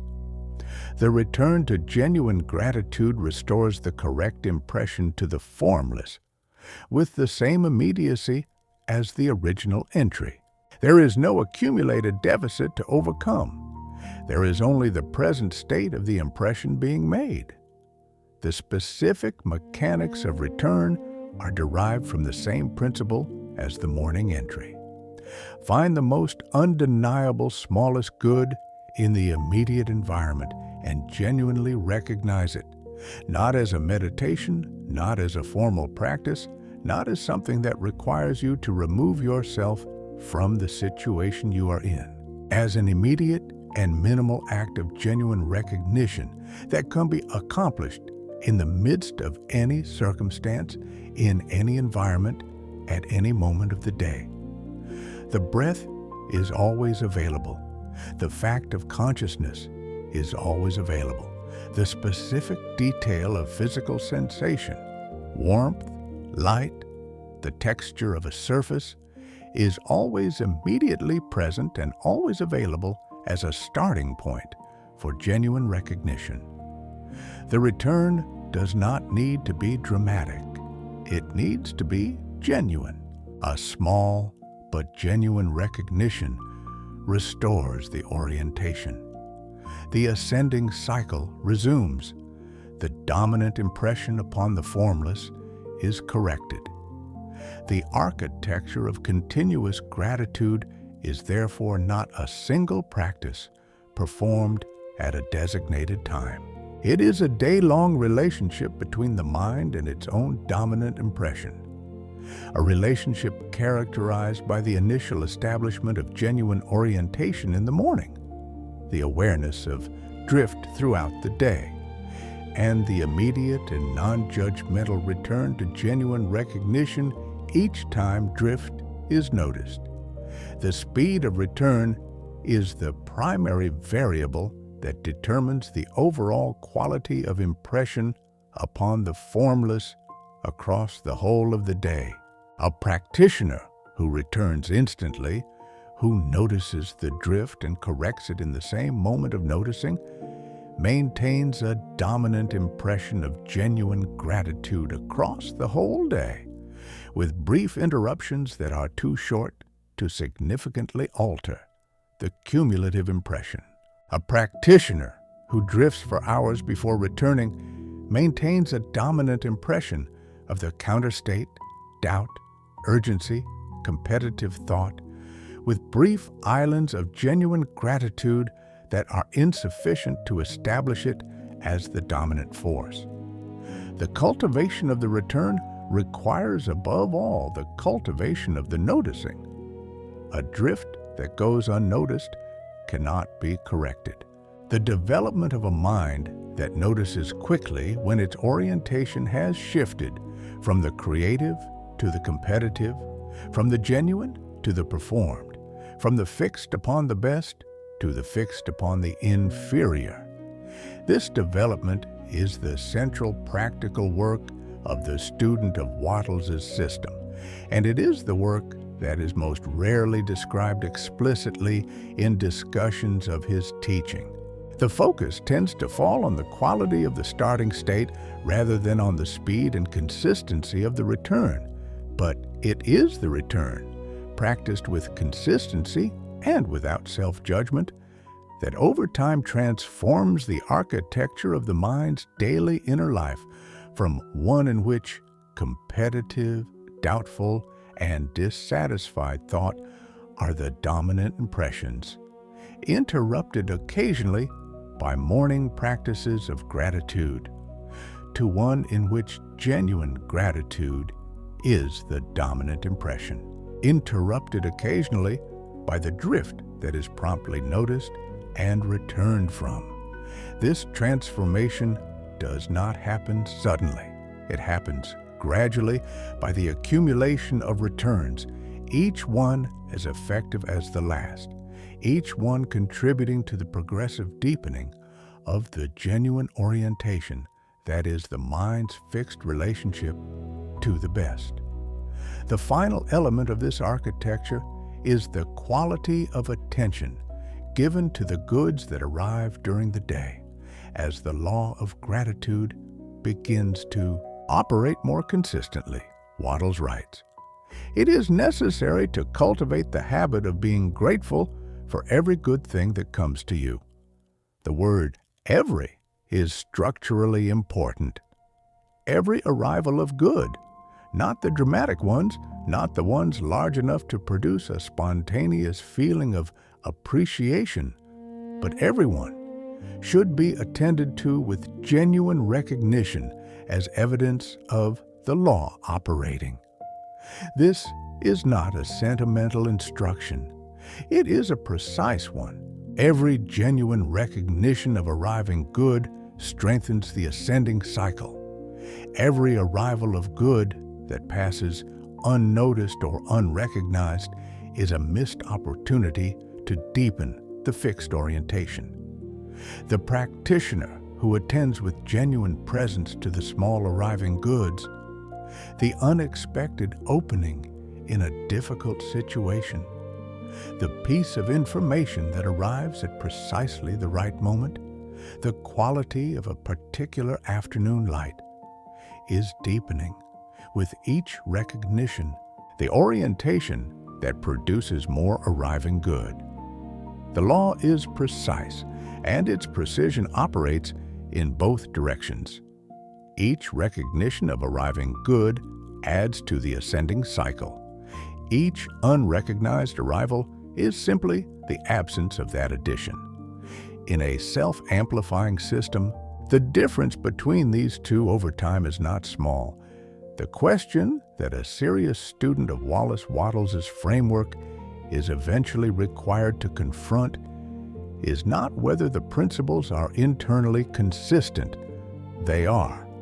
But whether they are validated by anything beyond the internal coherence of the system itself. This is not a peripheral question.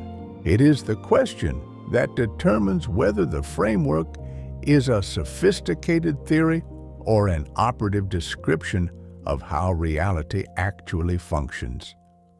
Wattles himself wrote with the certainty of a man who regarded the principles he was transmitting as laws, not hypotheses, not philosophical positions, but laws of the same order and the same universality as the laws governing physical nature. He did not offer experimental proofs in the conventional sense, but the validation of his claims about gratitude comes from a convergence of sources that a careful and honest examination cannot simply dismiss. The first and most foundational source of validation is the internal testimony of the system itself. The way in which the principles Wattles articulates in Chapter 7 account with precise and exhaustive completeness for a range of phenomena that alternative frameworks can only partially explain. Consider the most commonly observed fact about the practice of gratitude as it is typically understood and implemented: that it produces real but temporary shifts in psychological state, that these shifts do not persist independently of the practice that generates them, and that even sincere and sustained practice of the conventional form does not reliably produce the material and experiential results that the teaching promises. This pattern, which most teachers of gratitude acknowledge and attempt to address through refinements of technique, is precisely what Wattles' distinction between performed and genuine gratitude predicts. The framework does not need to explain away the failure of conventional gratitude practice. It explains it with precision. Performed gratitude produces temporary shifts in feeling because it is directed at the level of feeling. Genuine gratitude produces lasting shifts in the quality of impression upon the formless because it operates at the level of the mind's fixed orientation.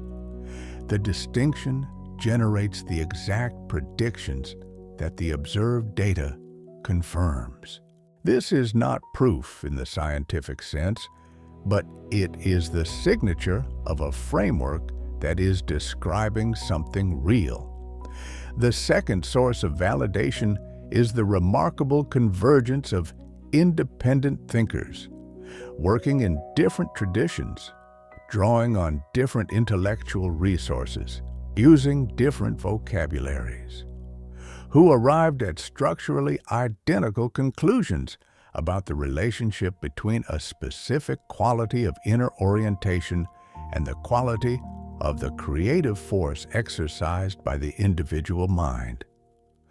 Troward arrived at the necessity of sustained impression from the direction of logic and mental philosophy.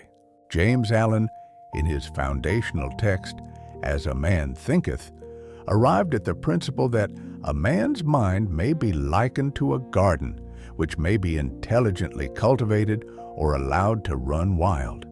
But whether cultivated or neglected, it must and will bring forth, which is the same principle of mental causation expressed through a different metaphor, with the same implication that the dominant fixed impression of the mind determines what the universal law produces in correspondence with it. Neville Goddard, working decades after Wattles, described the state akin to sleep as the precise condition of mind in which the deepest and most effective impressions upon the subconscious are made. And the state he described has the same character as genuine gratitude in Wattles's account. A state of settled, non-urgent, non-effortful recognition of a desired condition as already present fact. The convergence across these independent thinkers is not the convergence of intellectual influence. They were not simply repeating each other's conclusions. It is the convergence of independent investigators arriving at the same territory through different routes of inquiry. When independent investigators converge on the same principle from different directions, this convergence is itself a form of validation, not experimental proof, but the kind of corroborative evidence that, in any serious discipline of inquiry, commands genuine attention.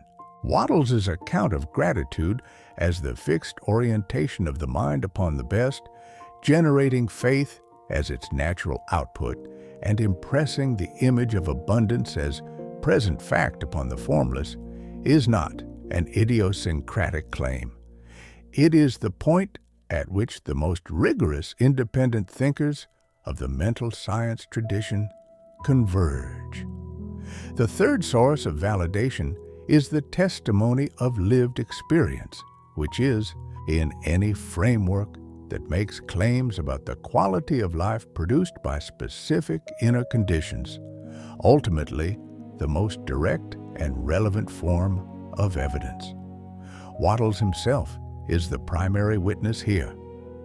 He wrote The Science of Getting Rich in 1910, at the end of a life that had been characterized for most of its duration by severe poverty, repeated failure, and the accumulated frustration of a man whose intellectual abilities far outpaced his material circumstances. The book was written in the final years of his life, after he had spent decades systematically studying the New Thought tradition, Hegel's philosophy, and the works of the mental scientists who preceded him, and after he had applied with deliberate and sustained practice the principles he had derived from that study to his own life. The material improvement of his final years, documented by his contemporaries, is not cited here as proof of the system. It is cited as the testimony of a man who had experienced, at the level of lived reality, the difference between the condition of a mind not aligned with the principles of Chapter 7 and the condition of a mind that had come into genuine alignment with them. The testimony of lived experience also takes a more universal form. The phenomenon, almost universally reported by practitioners across traditions and across centuries, of the relationship between genuine inner peace and the quality of outer life. Not the performed peace of suppressed anxiety, but the genuine, settled quality of a mind that has come into real contact with a source it trusts. This quality, described as equanimity in the Stoic tradition, as faith in the Christian tradition, as the settled recognition of abundance in the New Thought tradition, is consistently reported to produce a different quality of engagement with circumstances, a different quality of decision-making, and a different quality of relation to other people. Whether or not the metaphysical mechanism Wattles describes is the correct account of why this quality produces different results, the consistent report of the results themselves across traditions and across centuries constitutes the kind of testimony that any serious examination must take into account. The fourth source of validation, one that Wattles could not have anticipated in 1910, but that has become available in the century since, is the convergent evidence from the study of the mind and its relationship to the body that now exists within the disciplines of cognitive science, psychoneuroimmunology, and the study of the neurological correlates of emotional states.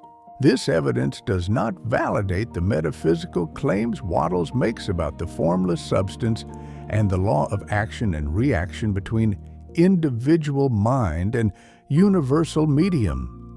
It cannot, because those claims are not within the domain that these disciplines investigate. But it does validate, with the rigor of experimental evidence, a subset of the claims that Wattles' framework depends upon.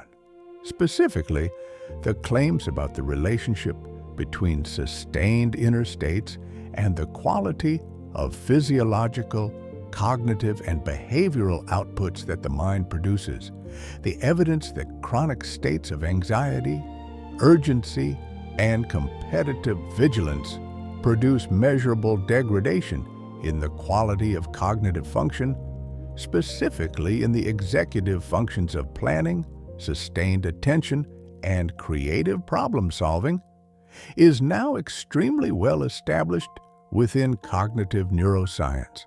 The evidence that sustained states of positive affect, inner security, and genuine appreciation produce measurable improvements in the same cognitive functions is equally well established. The evidence that physiological stress responses, activated by states of urgency and competitive anxiety, produce hormonal environments that narrow the range of behavioral options available to the mind and make creative, generative responses less accessible, is now part of the foundational literature of psychoneuroimmunology. None of this constitutes proof of the law of gratitude, as Wattles states it, but it constitutes scientific corroboration of the foundational behavioral claim that underlies the law, that a mind in the state of genuine gratitude, fixed upon the best, generating faith, free from urgency and competitive thought, operates at a qualitatively higher level of creative and cognitive function than a mind in the state of dissatisfied, competitive, or anxious orientation. The distinction that must be maintained between the scientific corroboration and the metaphysical claim is important, because conflating them would be dishonest and would ultimately weaken rather than strengthen the argument. The scientific evidence validates the inner behavioral dimension of Wattles's claim that genuine gratitude produces a different quality of mind with a different quality of creative function. It does not validate the claim that this different quality of mind impresses a universal medium that responds by moving physical circumstances into correspondence with the impression. That claim belongs to a different order of inquiry, and its validation is a different kind of evidence. The convergence of independent thinkers, the testimony of practitioners across traditions, and the internal coherence of the framework itself. Both forms of evidence are real. Neither is sufficient alone. Together, they constitute the case for taking Wattles' account of gratitude with the seriousness it deserves, not as inspiration, not as spiritual comfort, but as the most precise account available of a fundamental law governing the relationship between the quality of the mind's fixed orientation and the quality of the life that orientation produces. The final dimension of validation that this examination requires is the one that is, in a certain sense, both the most personal and the most universally accessible. The phenomenological evidence that the practitioner can gather for themselves through the deliberate and careful application of the practice Wattles describes. This is the form of validation that Wattles himself regarded as the most decisive. He was not interested in convincing readers through argument alone. He was interested in transmitting a set of principles that, when applied with genuine intention and genuine attention, would validate themselves through the quality of the experience and the quality of the results they produced.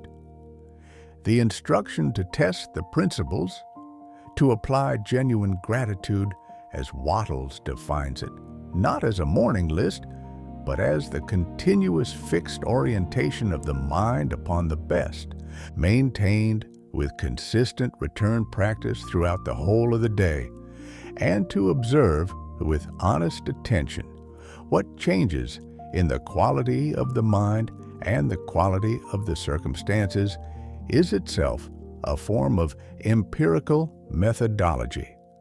It is not controlled experimentation, but it is the form of empirical inquiry most appropriate to principles that operate at the level of the individual mind's relationship to its own deepest resources.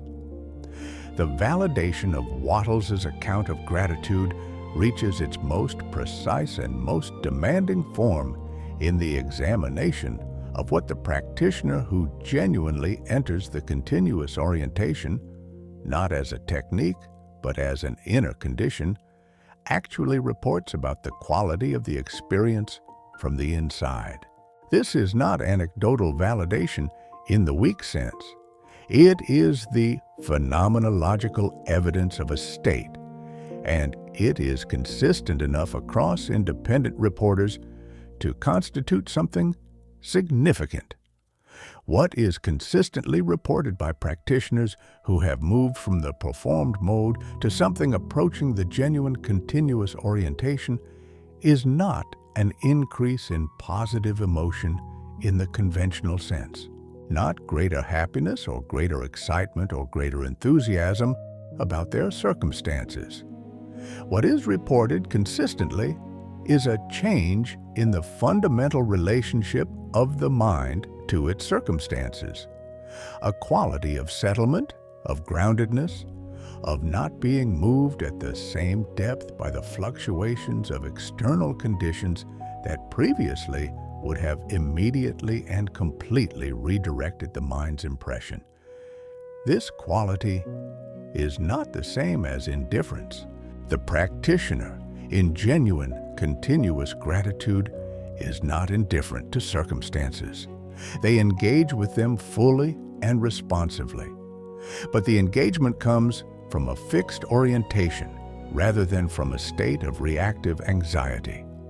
The impression upon the formless, in Wattles's terms, remains stable even as the circumstances fluctuate, because the mind's fixed point is not the circumstances, but the source from which all circumstances ultimately arise. This shift in the mind's relationship to circumstances, from reactive to generative, from impressed by to impressing upon, from moved by the outer to moving the outer through the quality of the inner, is precisely the shift Wattles is describing throughout Chapter 7. It is the shift from a mind whose impression upon the formless is determined by what circumstances hand it, to a mind whose impression upon the formless is determined by the quality of its fixed orientation. The first mind is a mirror of its circumstances. The second mind is a generator of them. The law of gratitude is the law that governs the transition from one to the other, not as a sudden event, but as a progressive and cumulative deepening of genuine recognition that gradually, over time, makes the fixed orientation more stable, more resistant to disruption by counter-impressions, and more powerful in its continuous expression upon the universal medium. The validation of this transition is not available in advance. It is available only to the practitioner, who enters it with genuine intention and genuine attention, and who observes, with honest and patient inquiry, what changes as the genuine orientation deepens. Wattles was certain of what would be observed. His certainty was not the certainty of faith. It was the certainty of a man who had already made the observation himself. The deepest validation of the framework is, therefore, neither the internal logic of the system, nor the convergence of independent thinkers, nor the testimony of scientific corroboration. It is the direct encounter of the practitioner with the living reality of the condition Wattles describes. The encounter that can only happen when the morning list is set aside, not because it is wrong, but because the genuine orientation it was attempting to approximate has become directly accessible, and the need for the approximation has dissolved. When that encounter occurs, the chapter Wattles wrote in 1910 reveals itself not as one more piece of wisdom to add to the collection, but as a precise and complete description of a law that was always operative, that was never suspended, and that was waiting, with the patient indifference of all natural laws, for the conditions of its full activation to be genuinely met. The full architecture of Chapter 7, examined with the precision it deserves, reveals something that most readers of The Science of Getting Rich have not directly confronted: that Wattles did not write a chapter about gratitude as a practice. He wrote a chapter about gratitude as the operating principle of the entire system, the single inner condition whose genuine presence makes the whole architecture of creative causation operative, and whose absence or approximation leaves the architecture intact in form, but inactive in substance. The morning list, the verbal affirmation, the deliberate generation of appreciation as a technique, these are not wrong. They are the form of the practice, but the form without the substance is the architecture without the current, the building without the power, the channel without the force. The complete reframe that Chapter 7 makes available when read with full attention is this: gratitude is not something you do to improve your results. It is the inner condition from which creative force operates. It is not a response to good things that have arrived. It is the fixed recognition of a source from which good things continuously arrive. A recognition that, once genuinely inhabited, transforms the quality of the mind's impression upon the formless, activates the law of gratitude with full force, and generates living faith as its natural and continuous output. This is not a softer or more spiritual version of the system Wattles describes in the surrounding chapters. It is the precise statement of the condition that makes the surrounding chapters operative. Without it, you have all the elements of the system assembled and none of them functioning as designed. The mind that has genuinely entered this condition does not experience the morning list as a discipline to be maintained. It experiences the reality the morning list was always pointing toward: the settled, continuous, non-anxious recognition of connection to an infinite and responsive source, from which the fixed impression of abundance arises not as a belief effortfully held, but as the natural expression of a mind that has come into genuine contact with its own deepest resources. The question that remains, the only question that remains, is the one Wattles always leaves his reader with at the close of his most important chapters. Not whether the principle is true, but whether the reader is willing to give it the genuine inner attention that its operation requires. The distinction between performed and genuine gratitude is, at its deepest level, the distinction between knowing a principle and allowing it to be operative in you. Knowledge of the principle is available from a single reading of Chapter 7. The operative presence of the principle in your life, the genuine fixed orientation of the mind upon the best, maintained continuously, practiced in return when it drops, deepened with each genuine recognition of arriving good, is the work of a different order. It is not the work of effort. It is the work of genuine attention. And the starting point for that work is always exactly where you are, in this moment, with the smallest, most undeniable existing good, attending to it with the full presence that makes the recognition genuine. This is what the morning list was always trying to reach. You can stop trying to reach it and simply inhabit it. The distance between trying and inhabiting is the distance Wattles is describing in Chapter 7. And it is the only distance that, in the final analysis, matters. Wattles was writing in 1910, in a world whose mechanisms for producing chronic dissatisfied thought were primitive compared to those of the present day. He had no way of knowing that the century following his work would construct, with extraordinary efficiency and sophistication, the most powerful infrastructure for continuous competitive thought and continuous comparative dissatisfaction that the human mind had ever been subjected to.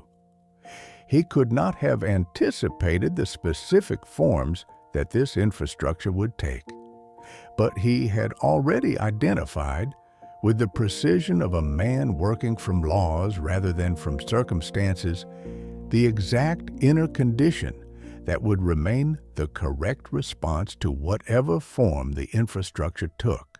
The law of gratitude does not become less operative as the conditions that violate it become more pervasive. It becomes more necessary. The student who genuinely understands Wattles' account of gratitude, who understands it not as inspiration, but as the description of a law, possesses something of considerable power in the present world. A principle whose application does not depend upon the cooperation of circumstances, whose activation does not require favorable conditions, and whose effect is not diminished by the severity of the counterforces arrayed against it. A mind genuinely fixed upon the best is not vulnerable to the machinery of comparative dissatisfaction, not because it has become indifferent to circumstances, but because its fixed orientation is located at a level deeper than circumstances can reach. Circumstances are the trailing record of previous impressions. They are not the source. The mind that is oriented toward the source is not governed by the trailing record. This is the specific power that Wattles was transmitting in Chapter 7. Not the power of positive thinking, not the power of attitude adjustment, not the power of spiritual discipline earnestly maintained. The power of genuine inner orientation. The power of a mind that has actually changed what it is fixed upon, from the inferior to the best, from the limited to the infinite, from the competitive to the creative. This change is not dramatic. It does not announce itself. It happens in small acts of genuine recognition, practiced with consistency and returned to with speed, until the fixed orientation becomes the natural and continuous condition of the mind rather than the temporary output of a deliberate exercise.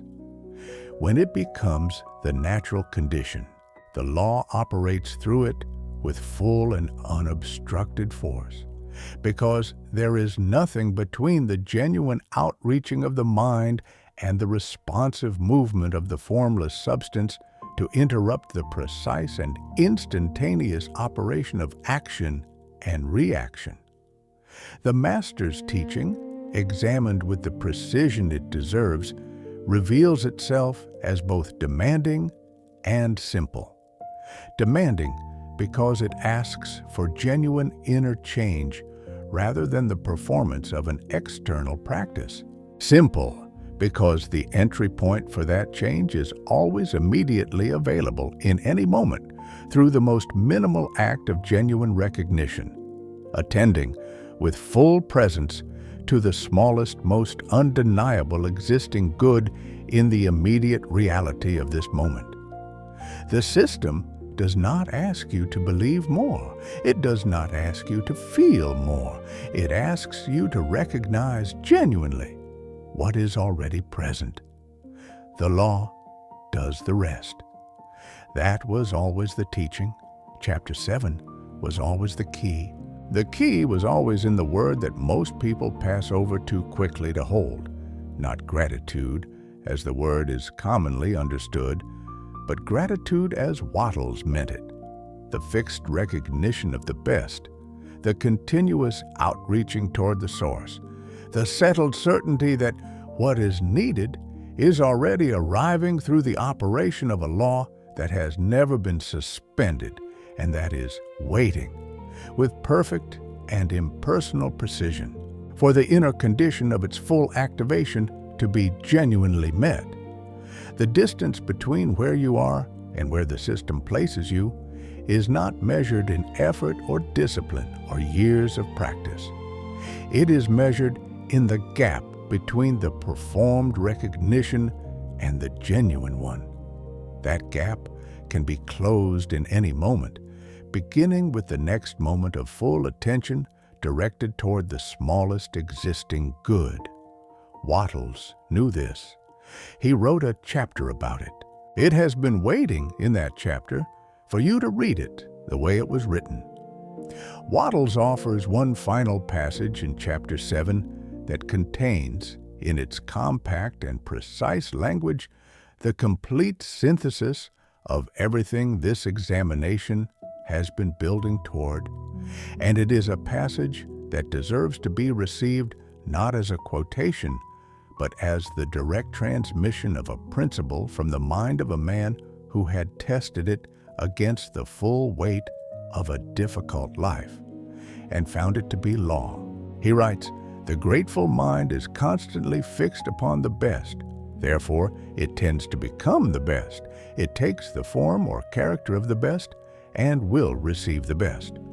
Also, faith is born of gratitude. The grateful mind continually expects good things, and expectation becomes faith. The reaction of gratitude upon one's own mind produces faith, and every outgoing wave of grateful thanksgiving increases faith. He who has no feeling of gratitude cannot long retain a living faith, and without a living faith, you cannot get rich by a creative method. Read this passage not for comfort and not for inspiration. Read it as the technical document it is. The grateful mind is constantly fixed. Fixed, not occasionally directed. Upon the best, not upon favorable circumstances, not upon things going well, but upon the best, upon the reality of the connection to infinite supply. That is the source from which all favorable circumstances ultimately flow. Therefore, it tends to become the best, because the creative power within makes the mind into the image of that to which it gives consistent attention. It takes the form or character of the best, not as a metaphor, but as the precise description of the mechanical result of sustained impression upon the formless, and will receive the best, because a mind that has become the form and character of the best impresses the image of the best continuously and completely upon the universal medium that responds to it with the necessity of law. Faith is born of gratitude, not as the theological virtue that precedes action, but as the living, forward, tilting certainty of a mind genuinely fixed upon the source of all good. Every outgoing wave of grateful thanksgiving increases faith, because the ascending cycle, once genuinely entered, is self-amplifying by the precise operation of the law that governs it. He who has no feeling of gratitude cannot long retain a living faith, because faith, as Wattles understands it, is not an intellectual position, but a living state, and its living quality depends upon the continuous supply of the inner condition that generates it. Without genuine gratitude, living faith collapses with the inevitability of a structure from which the sustaining force has been withdrawn. Without living faith, the creative method is not available. Without the creative method, the individual remains in the competitive mode, seeking their portion of a supply they believe to be limited, measuring their position against others who seem to have more of it, impressing upon the formless the image of scarcity and limitation that the formless receives with perfect mechanical precision and reflects back into the physical conditions of their life with equal precision. This is the full closed circuit of the system. Chapter 7 is the switch. Genuine gratitude is the power. We ask you now to bring your full and honest attention to a single question, not as a rhetorical exercise, but as an act of genuine self-examination that this teaching demands. What is the actual difference for you between the gratitude you have been practicing and the continuous orientation Wattles is describing? Not in theory, in practice, in the actual texture of the inner state. Is what you have been doing the fixed orientation of a mind in genuine contact with the source? Or is it the deliberate generation of a feeling practiced at a specific hour in response to an inventory of existing goods? The difference between these two is not subtle, and it is not small. It is the entire distance between practicing a system and being the condition through which the system operates. Name that difference in the comments below. with the honesty and precision that this channel has always asked of its community. The conversation that follows will be one of the most direct and searching on this channel, because the question is not about understanding the teaching. It is about the gap between understanding it and genuinely inhabiting it. That gap is where the real work begins.